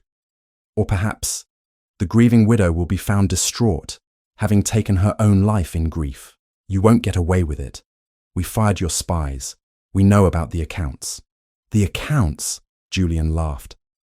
Oh, Elara, you looked at the household accounts. You didn't look at your father's. I froze. What? Julian reached into his coat pocket, not for the poison, but for a folded document. He tossed it onto the bed. The deed to your father's debt, he said. Sebastian thinks he paid it. He paid the gambling hall, but he didn't pay the private lenders your father visited afterwards to try and win the money back. I bought those notes, Elara. I own your father.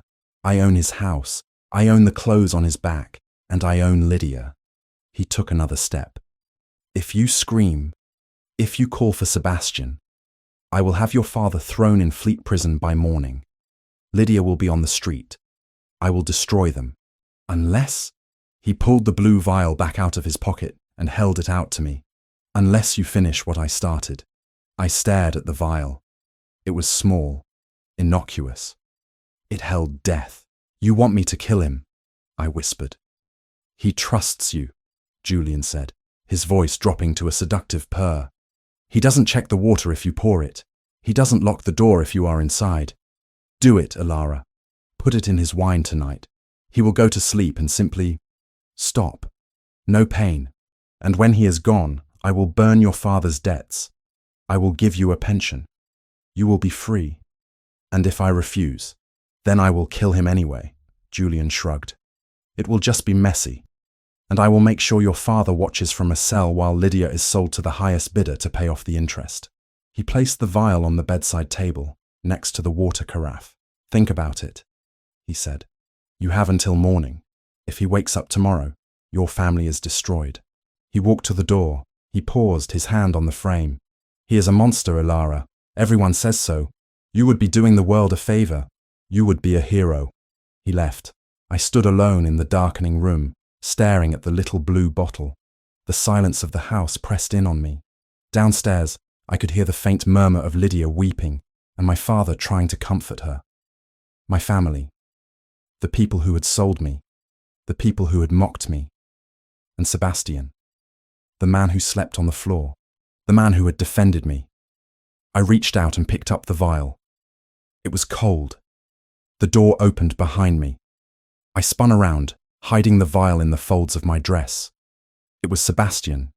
He looked disheveled, his eyes wild. He had clearly run from the conservatory. Elara, he breathed, seeing me standing by the bed. Lydia said, she said Julian came up here. Is he?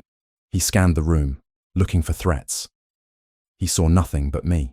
He is gone, I said, my voice sounding strange to my own ears. Did he touch you? Sebastian demanded, crossing the room in 2 strides to grip my shoulders. Did he hurt you? No, I said. He just came to talk. Sebastian looked at me, searching my face. He saw the tension, he saw the fear, but he didn't see the hand hidden in my skirt. We need to get them out, he said fiercely. Lydia, your father. They are a liability. Julian is using them to get to us.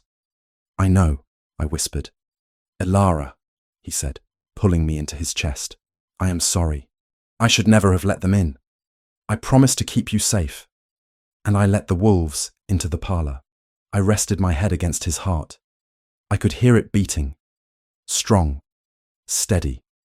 A heart that Julian wanted to stop. I clutched the vial tighter in my hand. Julian had made a mistake. He thought he was negotiating with a victim. He thought he was blackmailing a terrified girl who would sacrifice anything for her family. But he had forgotten one thing. I had already sacrificed myself for my family once. I had sold myself to the savage Duke to save them, and I wasn't going to make the same purchase twice. Sebastian, I said, pulling back and looking into his blue eyes. Yes? We need to lock the door, I said. And then, I have something to show you. I brought my hand out from the folds of my skirt. The blue glass caught the last light of the day. Sebastian stared at the vial. He knew instantly what it was. He looked from the poison to my face. He gave it to you, he whispered. He told me to put it in your wine, I said. Or he would destroy my father. Sebastian went still. And? I walked over to the fireplace. The flames were low, but hot. I held the vial over the grate. And, I said, dropping the bottle into the fire, watching it shatter and the liquid hiss as it evaporated into harmless steam. I decided that I prefer being a duchess to being a daughter. I turned back to him. Now, I said, my voice hard as steel. Let's figure out how to kill him back. The dining room of Strathmore House was set for a funeral, though only my husband and I knew who the corpse was intended to be. The long mahogany table, polished to a mirror shined by the new staff I had personally vetted, gleamed under the light of 100 beeswax candles. Crystal goblets sparkled like diamonds, and the scent of roast pheasant and heavy claret filled the air. It was a scene of perfect, opulent domesticity, the kind of tableau that graced the pages of fashion plates. But beneath the surface, the room was a battlefield. I stood by the fireplace, adjusting the lace of my cuff. I had chosen a gown of crimson silk for tonight. The colour of blood, the colour of power. It was a bold choice for a woman who had spent her life in grey and navy.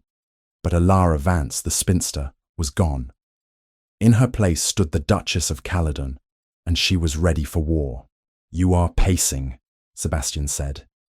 He was standing by the window, looking out into the dark, rain-swept square. He wore his formal evening dress, the starched white of his cravat, contrasting sharply with the black of his coat. He looked magnificent. He also looked like a man who was waiting for the executioner's axe to fall. I am not pacing, I lied. I am calibrating. Sebastian turned, a ghost of a smile touching his lips. It was the smile he only gave to me, the one that reached his blue eyes and melted the ice. Calibrating? Is that what we are doing? I thought we were walking into the lion's den. No, Sebastian, I said, meeting his gaze. We are the lions. We just invited the hyenas to dinner. The sound of carriage wheels on the cobblestones outside cut through the silence. The heavy thud of the knocker echoed through the house. He is here, Sebastian said. His posture changed instantly. The shoulders hunched slightly, the jaw tightened, the eyes went wild and restless. He donned the mask of the savage duke with a practiced ease that broke my heart. Remember, I whispered, crossing the room to stand beside him. Let him speak. Let him dig his own grave. And you? Sebastian asked, looking down at me. I will be the one who pushes him in. The double doors opened. Bennett, our loyal butler, stepped inside. His face was pale, his eyes wide. Mr. Julian Strathmore, Bennett announced, accompanied by Lord Vance, Miss Lydia Vance, Dr. Archibald Thorne, and Magistrate Blackwell. Sebastian stiffened. A magistrate? And a doctor, I noted, my mind racing. He is not counting on the poison alone. He is bringing the asylum wagon. Julian entered first. He was dressed impeccably, as always, but there was a frantic energy beneath his smooth veneer. He scanned the room, his eyes landing on Sebastian. When he saw my husband standing upright, alive and breathing, a flicker of genuine shock crossed his face. He had expected a corpse, or at least a dying man. "Cousin!" Julian exclaimed, recovering quickly. "And Alara, you look ravishing. I hope you forgive the intrusion of my companions. I felt that given the recent disturbances, it was best to bring professional counsel." He gestured to the two men behind him. Dr. Thorne was a thin, weaselly man with spectacles that magnified his watery eyes. Magistrate Blackwell was a mountain of a man, stern and grim, clutching a leather portfolio. "Disturbances?" Sebastian growled, playing his part. He didn't bow. He didn't offer his hand. He glared at them with paranoid intensity. "Who are these men, Julian? Why have you brought strangers into my house?" "They are here to help, Sebastian," Julian said, his voice dripping with fake concern. "This is Dr. Thorne. He specializes in nervous disorders of the mind, and Magistrate Blackwell is here to ensure that all legalities are observed for your protection." "My protection?" Sebastian laughed, a harsh barking sound. From what? From my own dinner. From yourself, Your Grace, Dr. Thorne piped up, his voice reedy and grating. Mr. Strathmore has informed us of your episodes, the violence, the shouting, the paranoia regarding your food. These are classic symptoms of acute mania. My father and Lydia hovered near the door. Lord Vance looked terrified, clutching his hat as if it were a shield. Lydia looked pale, her eyes darting between Sebastian and Julian. She had heard enough to fear poison. She had caught a fragment of Julian's plan, whispers near the pantry door, a servant's hurried question, the word powder, said with a nervous laugh, but she did not know the full anatomy of it. She only understood what he wanted to happen tonight. Please, everyone sit, I said, my voice cutting through the tension like a silver blade. It is rude to discuss medical diagnoses before the soup is served. I took my seat at the foot of the table. Sebastian sat at the head. Julian sat on his right, the doctor on his left. The magistrate took a seat near the centre, opening his portfolio and setting a quill on the tablecloth. The footman, men reassigned at my request and answerable to the Duke's household, not Julian's, began to serve the wine. "I will not drink that," Sebastian shouted suddenly, slapping his hand over his glass. The room went silent. Dr. Thorne scribbled something in a notebook. Julian exchanged a look with the magistrate, a look of, "I told you so." "It is just wine, Sebastian," Julian said soothingly. "Come now, you are embarrassing Elara." "I don't know where it came from," Sebastian hissed, his eyes darting around the room. "It could be anything. Vinegar, bile, arsenic." He said the word arsenic clearly, staring straight at Julian. Julian didn't flinch. He smiled sadly at the magistrate. "You see, the persecution mania is advanced. He believes everyone is trying to poison him. It is a tragic decline. My father would be heartbroken. Let us eat," I said calmly. "Sebastian, the wine was decanted by Bennett. It is safe." Sebastian lowered his hand slowly, acting the part of the soothable beast. "If you say so, Elara." The dinner was a grotesque pantomime. Julian spent the first 2 courses baiting Sebastian. He brought up old gambling debts. He mentioned the fire at the stables years ago. He mentioned Sebastian's dead fiancées. "It must be hard," Julian said over the fish course, "living in this big house with so many ghosts. Do you hear them at night, Sebastian? The girls who ran away?" "I hear nothing but the rats in the walls," Sebastian muttered, gripping his fork until his knuckles turned white. "The rats," Dr. Thorne noted. "Auditory hallucinations. I think," Magistrate Blackwell rumbled, speaking for the first time, "that we have seen enough evidence of instability. The shouting at the servants, the violence at the ball, and now this incoherence." Julian sighed, wiping his mouth with a linen napkin. "It breaks my heart to do this, truly. But for his own safety, and for the safety of the Duchess, I believe we have no choice. Dr. Thorne has prepared the papers for committal to St. Jude's Asylum." Lydia gasped. "An asylum? But you said he would just be sent to the country." "Quiet, Lydia," Julian snapped, dropping the mask for a second. He turned to me. "Elara, surely you agree. You have lived with his terror. You have seen him sleep on the floor. You have been the victim of his rage. Sign the papers. Let us help him." He pushed a document across the table toward me. It was a committal form. It required the signature of the next of kin. I looked at the paper. Then I looked at Julian. "You are right, Julian," I said softly. "There is madness in this house. There is a sickness that has been rotting the Strathmore line for years." "Then sign," Julian urged, holding out the quill. I stood up. "But the sickness is not in my husband's mind," I said, my voice rising, filling the room with the authority of a duchess. "It is sitting at his right hand." Julian blinked. "I beg your pardon? You brought a magistrate, Julian. That was very thoughtful of you," I said, walking slowly around the table. "Because we have need of one." I reached into the pocket of my gown and pulled out a small, leather-bound book. I tossed it onto the table in front of Magistrate Blackwell. "What is this?" the magistrate asked. "That," I said, "is the personal diary of Mrs. Sterling, the former housekeeper. In it, she details the payments she received from Julian Strathmore for the past 3 years. Payments to spy on the Duke, payments to alter the inventory of the kitchens, and payments to leave doors unlocked at night. Julian laughed, though it sounded brittle. A disgruntled servant's scribblings. You think that proves anything? The woman was a thief. Perhaps, I agreed. But these are not scribblings. I pulled a sheaf of papers from my bodice. These are the bank records from a city banking house. I set my solicitor upon them days ago, and the copies were produced under proper order. They show a direct transfer of funds from your personal account, Julian, to a Mr. Silas Vane. Julian's face went the colour of ash. Who is Silas Vane? Lord Vance asked, confused. Silas Vane is a chemist in Cheapside, I said, looking directly at Dr. Thorne.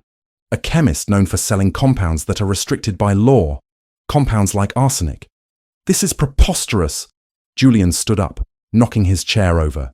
You are hysterical, Ilara. You are trying to protect your mad husband with fantasies.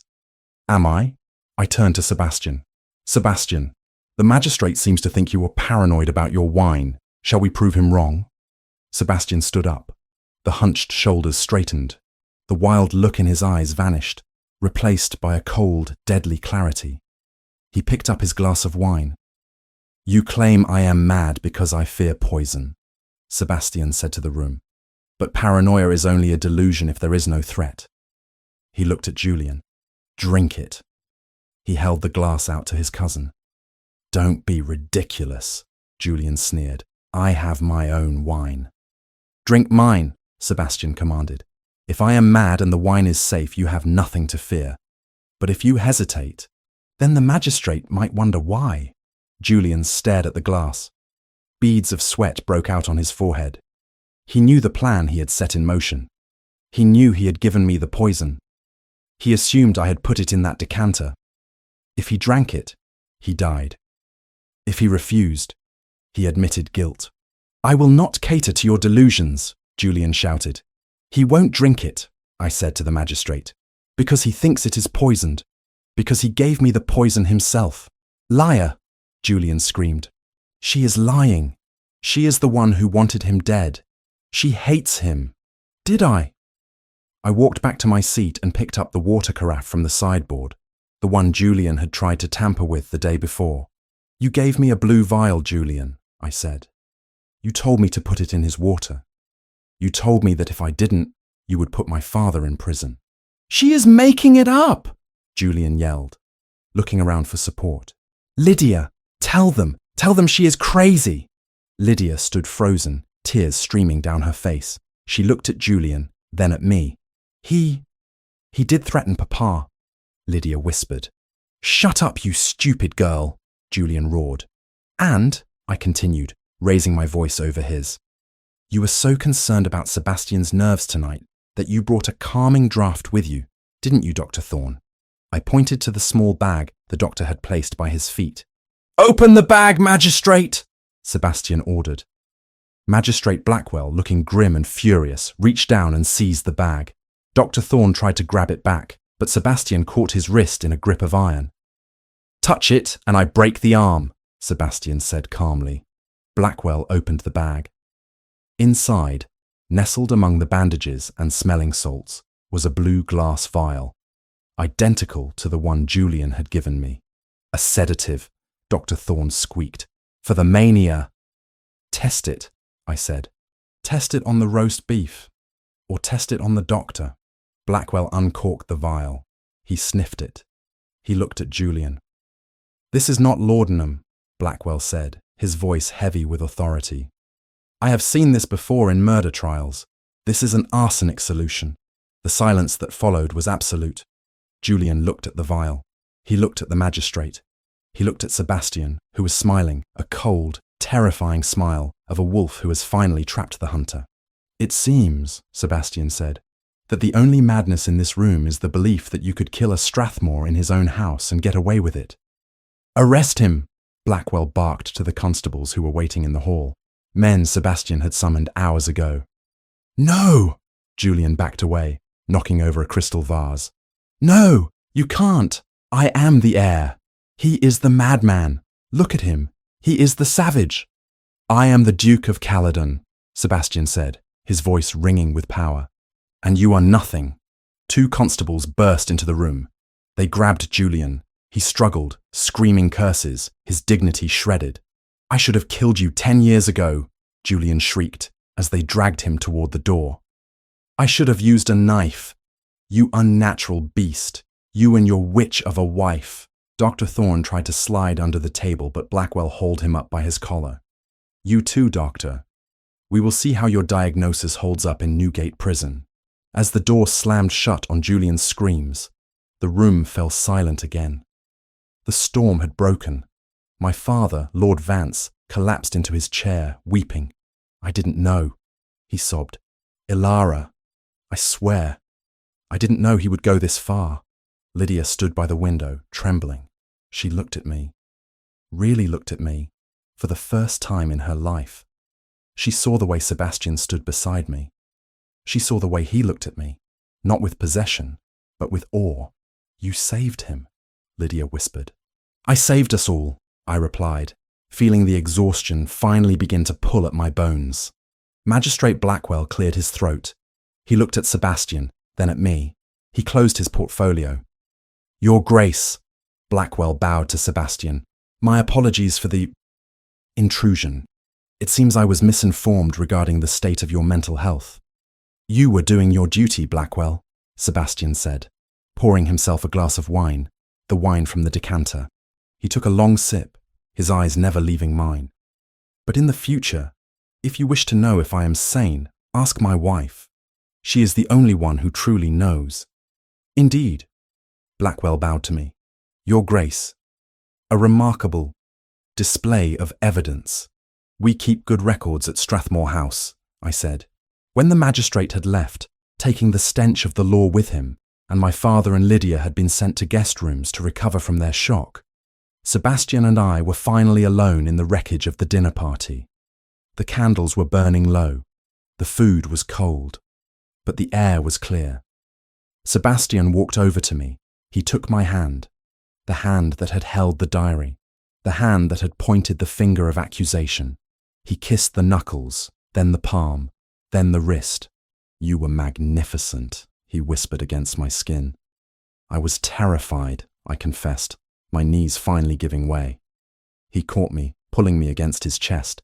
His arms were solid, real. You didn't look it. You looked like a queen executing a traitor. He is gone, Sebastian, I said into his coat. Truly gone. He can't hurt you anymore. You don't have to check the locks. You don't have to sleep on the floor. Sebastian pulled back to look at me. His blue eyes were clear, free of the shadow that had haunted them for a decade. No, he said softly. I don't. But I might still lock the door. Why? Because, he smiled. And this time, it was a smile of pure, unadulterated promise. I don't want anyone interrupting what I intend to do to my wife. I felt a blush heat my cheeks, a sensation I hadn't felt in years. And what is that, Your Grace? I intend, Sebastian said, lifting me effortlessly into his arms, to show her that the savage Duke can be very, very gentle. He carried me out of the dining room, past the stunned portraits of his ancestors, up the grand staircase. The war was over. The siege was lifted. And as he kicked open the door to our bedroom, our real bedroom, I knew that the legend of the fall was about to be rewritten, not as a tragedy, but as a love story. The morning after Julian's arrest, Strathmore House was silent. It was not the terrified silence of a tomb, nor the tense silence of a battlefield waiting for the first shot. It was the heavy, exhausted silence of a cathedral after the bells have stopped ringing. The storm had broken, the air was clear, and for the first time in 10 years, the shadows in the corners of the room did not seem to have eyes. I woke alone in the massive 4-poster bed. The space beside me was cold, though the sheets were rumpled, evidence that Sebastian had slept there, however briefly. I lay there for a moment, staring at the velvet canopy, listening to the unfamiliar sound of birdsong coming from the square. For weeks, I had lived in a state of high alert, my mind a catalogue of poisons, locks, and lies. Now, there was nothing to guard against. The monster was in a cell in Newgate, And the other monster, the one my husband pretended to be, could finally be laid to rest. Or so I thought. I found Sebastian in his study. The door was open, a sign of how much things had changed. But the atmosphere inside was somber. He was standing by the window, staring out at the grey London sky, his hands clasped behind his back. He was not wearing the severe black coats he usually favoured. He was in his shirt sleeves, his waistcoat unbuttoned, looking human and devastatingly weary. On the desk, a stack of documents sat waiting, freshly inked. "You are up early," I said, stepping into the room. Sebastian turned.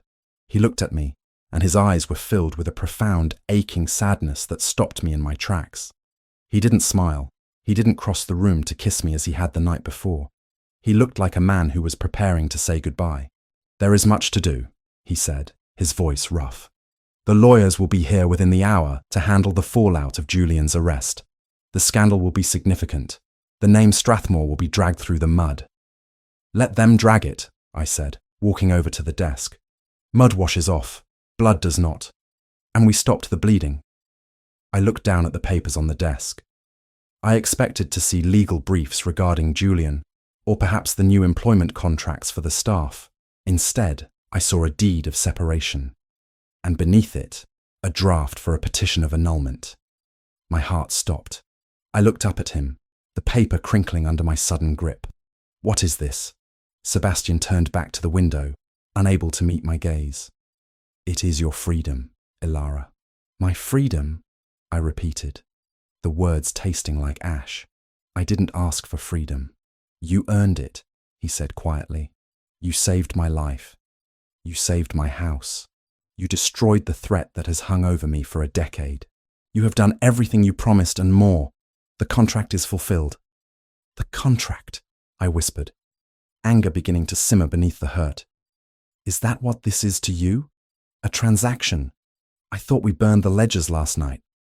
"Ilara, look at me." Sebastian turned, his expression tortured.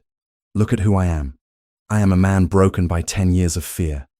I have spent my life acting like a beast to survive. I don't know how to be anything else. You are light. You are iron and silk and everything that is good. You deserve a life in the sun, not a life nursing a man who flinches at the sound of a cork popping." He walked over to the desk and tapped the papers. "I have settled a fortune on you. The deed to the Sussex estate is yours. You will be a wealthy woman, independent, free from your father, free from Lydia, and free from me. You can travel.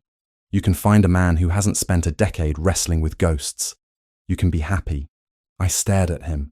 I saw the logic in his eyes, the twisted, self-sacrificing logic of a man who believed he was unlovable. He truly thought he was doing me a kindness. He thought he was opening the cage door. "You think I want to leave?" I asked, my voice trembling. "I think you stayed because you had to," Sebastian said, his voice breaking. "You stayed to save your sister. Then you stayed to fight Julian. There is no one left to fight, Ilara. You don't have to pretend anymore." Pretend? I laughed. It was a sharp, incredulous sound. I walked around the desk and stood in front of him. I reached out and took his face in my hands, forcing him to look at me. "You think I was pretending?" I asked. "When I stood up to the magistrate? When I burned the poison? When I told you that I preferred being a duchess to a daughter?" "You are a woman of duty," Sebastian murmured, leaning into my touch despite himself. "You do what is necessary." "Duty is cold, Sebastian," I said fiercely. "Duty is waking up early to check the accounts. Duty is wearing grey so your sister can wear pink. What I did for you, that wasn't duty." I ran my thumb over his cheekbone, feeling the roughness of his unshaven skin. "I didn't fight Julian for a pension," I whispered. "I didn't endure the whispers of society for a country house in Sussex. I did it because when you sleep on the floor to protect me, I feel safer than I have ever felt in my life. I did it because when you look at me, you don't see a spinster. You see me." Sebastian's eyes searched mine, desperate, terrified of hope. "I am a difficult man, Ilara. I am moody. I am scarred. I will never be the charming husband who dances at balls." "Good," I said. "I hate dancing. And I find charm to be incredibly suspicious. I might still check the locks, he warned, his voice thick with emotion. Then I will hold the lantern while you do it. I might still wake up screaming. Muff. Then I will wake up and hold you until you stop. Sebastian let out a ragged breath, a sound that was half sob, half laugh. He wrapped his arms around my waist, pulling me flush against him, burying his face in the crook of my neck. He held me as if I were the only solid thing in a world that was dissolving. I love you, he whispered into my skin. God help me, Alara. I love you so much it terrifies me more than the poison ever did. Good, I said, closing my eyes and resting my chin on his head. Fear keeps us sharp. He pulled back, his blue eyes blazing with a new light. Not the ice of the savage, but the fire of a man who has finally come home. He swept the legal papers off the desk with one sweep of his arm. They fluttered to the floor, forgotten. Burn them, he commanded. Burn them all. I intend to, I smiled. But later. Right now, I believe we have other matters to attend to. Do we? He arched a brow, a flicker of his old arrogance returning, but softened by adoration. Yes, I said, unbuttoning his cuffs. You promised me something last night. You said you intended to show me that the savage duke could be gentle. Sebastian went still. The air in the study grew heavy, charged with a sudden, intense heat. He looked at my hands on his wrists. Are you sure? He asked, his voice low and gravelly. There are no locks on the door right now, Alara. I don't need locks, I said. I have you. He didn't carry me to the bedroom this time. We walked there together, hand in hand, leaving the study and the past behind us. The bedroom was filled with the grey light of the morning, but to me, it felt golden. Sebastian locked the door. Old habits died hard, and I didn't mind, and turned to me. He undressed me with a reverence that made my knees weak. There was no haste. There was no roughness. Every touch was a question, and every breath I took was an answer. When he finally laid me on the bed, he hovered over me, bracing his weight on his elbows so as not to crush me. He looked down at me, tracing the line of my jaw with a trembling finger. You are beautiful, he whispered. I was blind for so long. You were busy staying alive, I said, reaching up to pull him down. Now, you can live. The consummation of our marriage was not the act of a savage taking a prize. It was the act of a starving man finally being allowed to eat. It was slow and deep and overwhelming. He worshipped my body with a focus that he had previously applied to his survival. He kissed every scar, every insecurity, every inch of skin, until I forgot that I had ever been the invisible Alara Vance. In his arms, I wasn't the practical sister. I wasn't the shield. I was desired. I was cherished. And when he finally cried out my name, shattering the last of his control, I held him tight, feeling the shudder that went through his powerful frame. He collapsed against me, burying his face in my hair, his breathing harsh and ragged. Mine, he murmured, half asleep, his arm tightening around me. My life, my soul. Yours, I agreed, kissing his damp forehead. Behind closed doors, the savage duke was gone. In his place was a man who had given me his heart, and in return, I had given him peace. 6 months later, the hills of Derbyshire were alive with the vibrant green of summer. The air here was different from London, cleaner, sharper, smelling of heather and damp earth. Blackmore Estate sat nestled in the valley, a sprawling manor of golden stone that seemed to glow in the afternoon sun. I sat on a stone bench in the rose garden, a book resting forgotten in my lap. The garden here was wilder than the manicured parks of the city. The roses climbed in chaotic, fragrant tangles, and the bees hummed a lazy tune in the lavender. You are thinking too loud, a voice rumbled. I smiled without opening my eyes.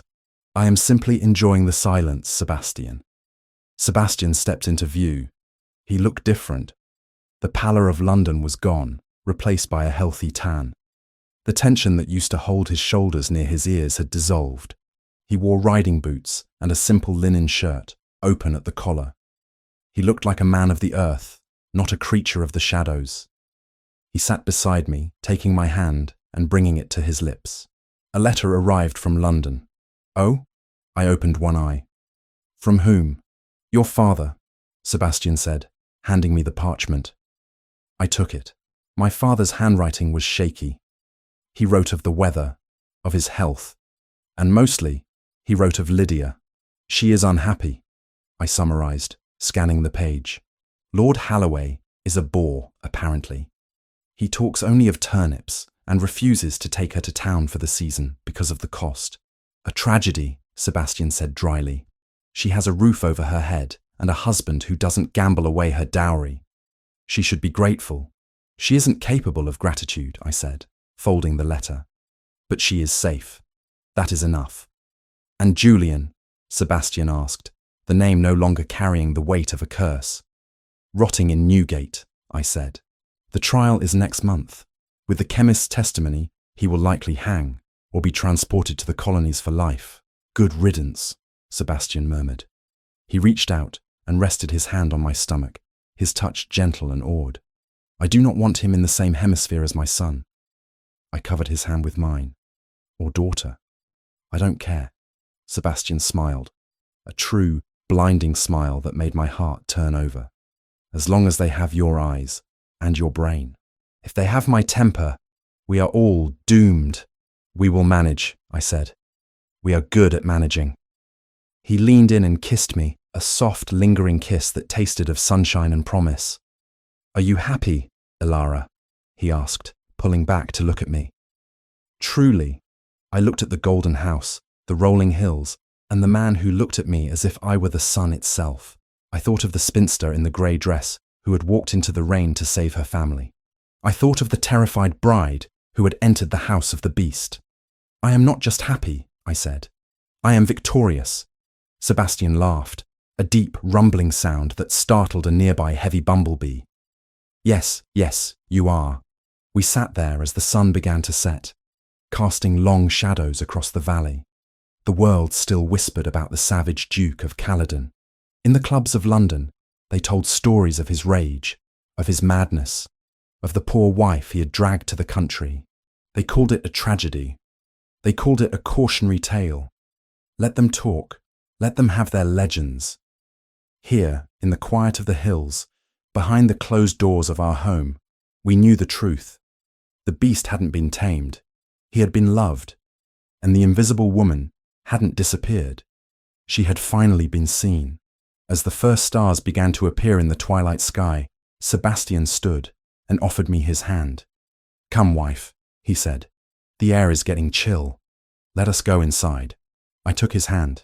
His grip was warm, strong, and unbreakable. Lead the way, husband, I said. And together, we walked into the light of our home, leaving the darkness forever behind us. The end. Dear listener, we hope you have enjoyed this journey of secrets, sacrifice, and the healing power of love. The story of Ilara and Sebastian reminds us that sometimes the most terrifying masks hide the most wounded hearts, and that true strength is not found in shouting, but in standing firm when the world tries to break you.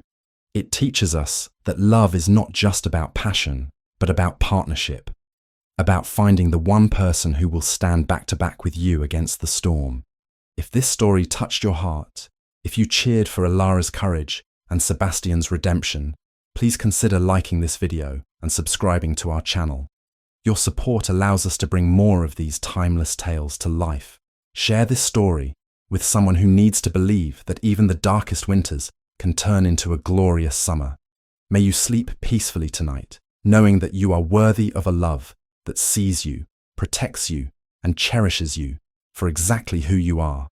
Until next time, from all of us at the Legends of the Fall team, thank you for listening.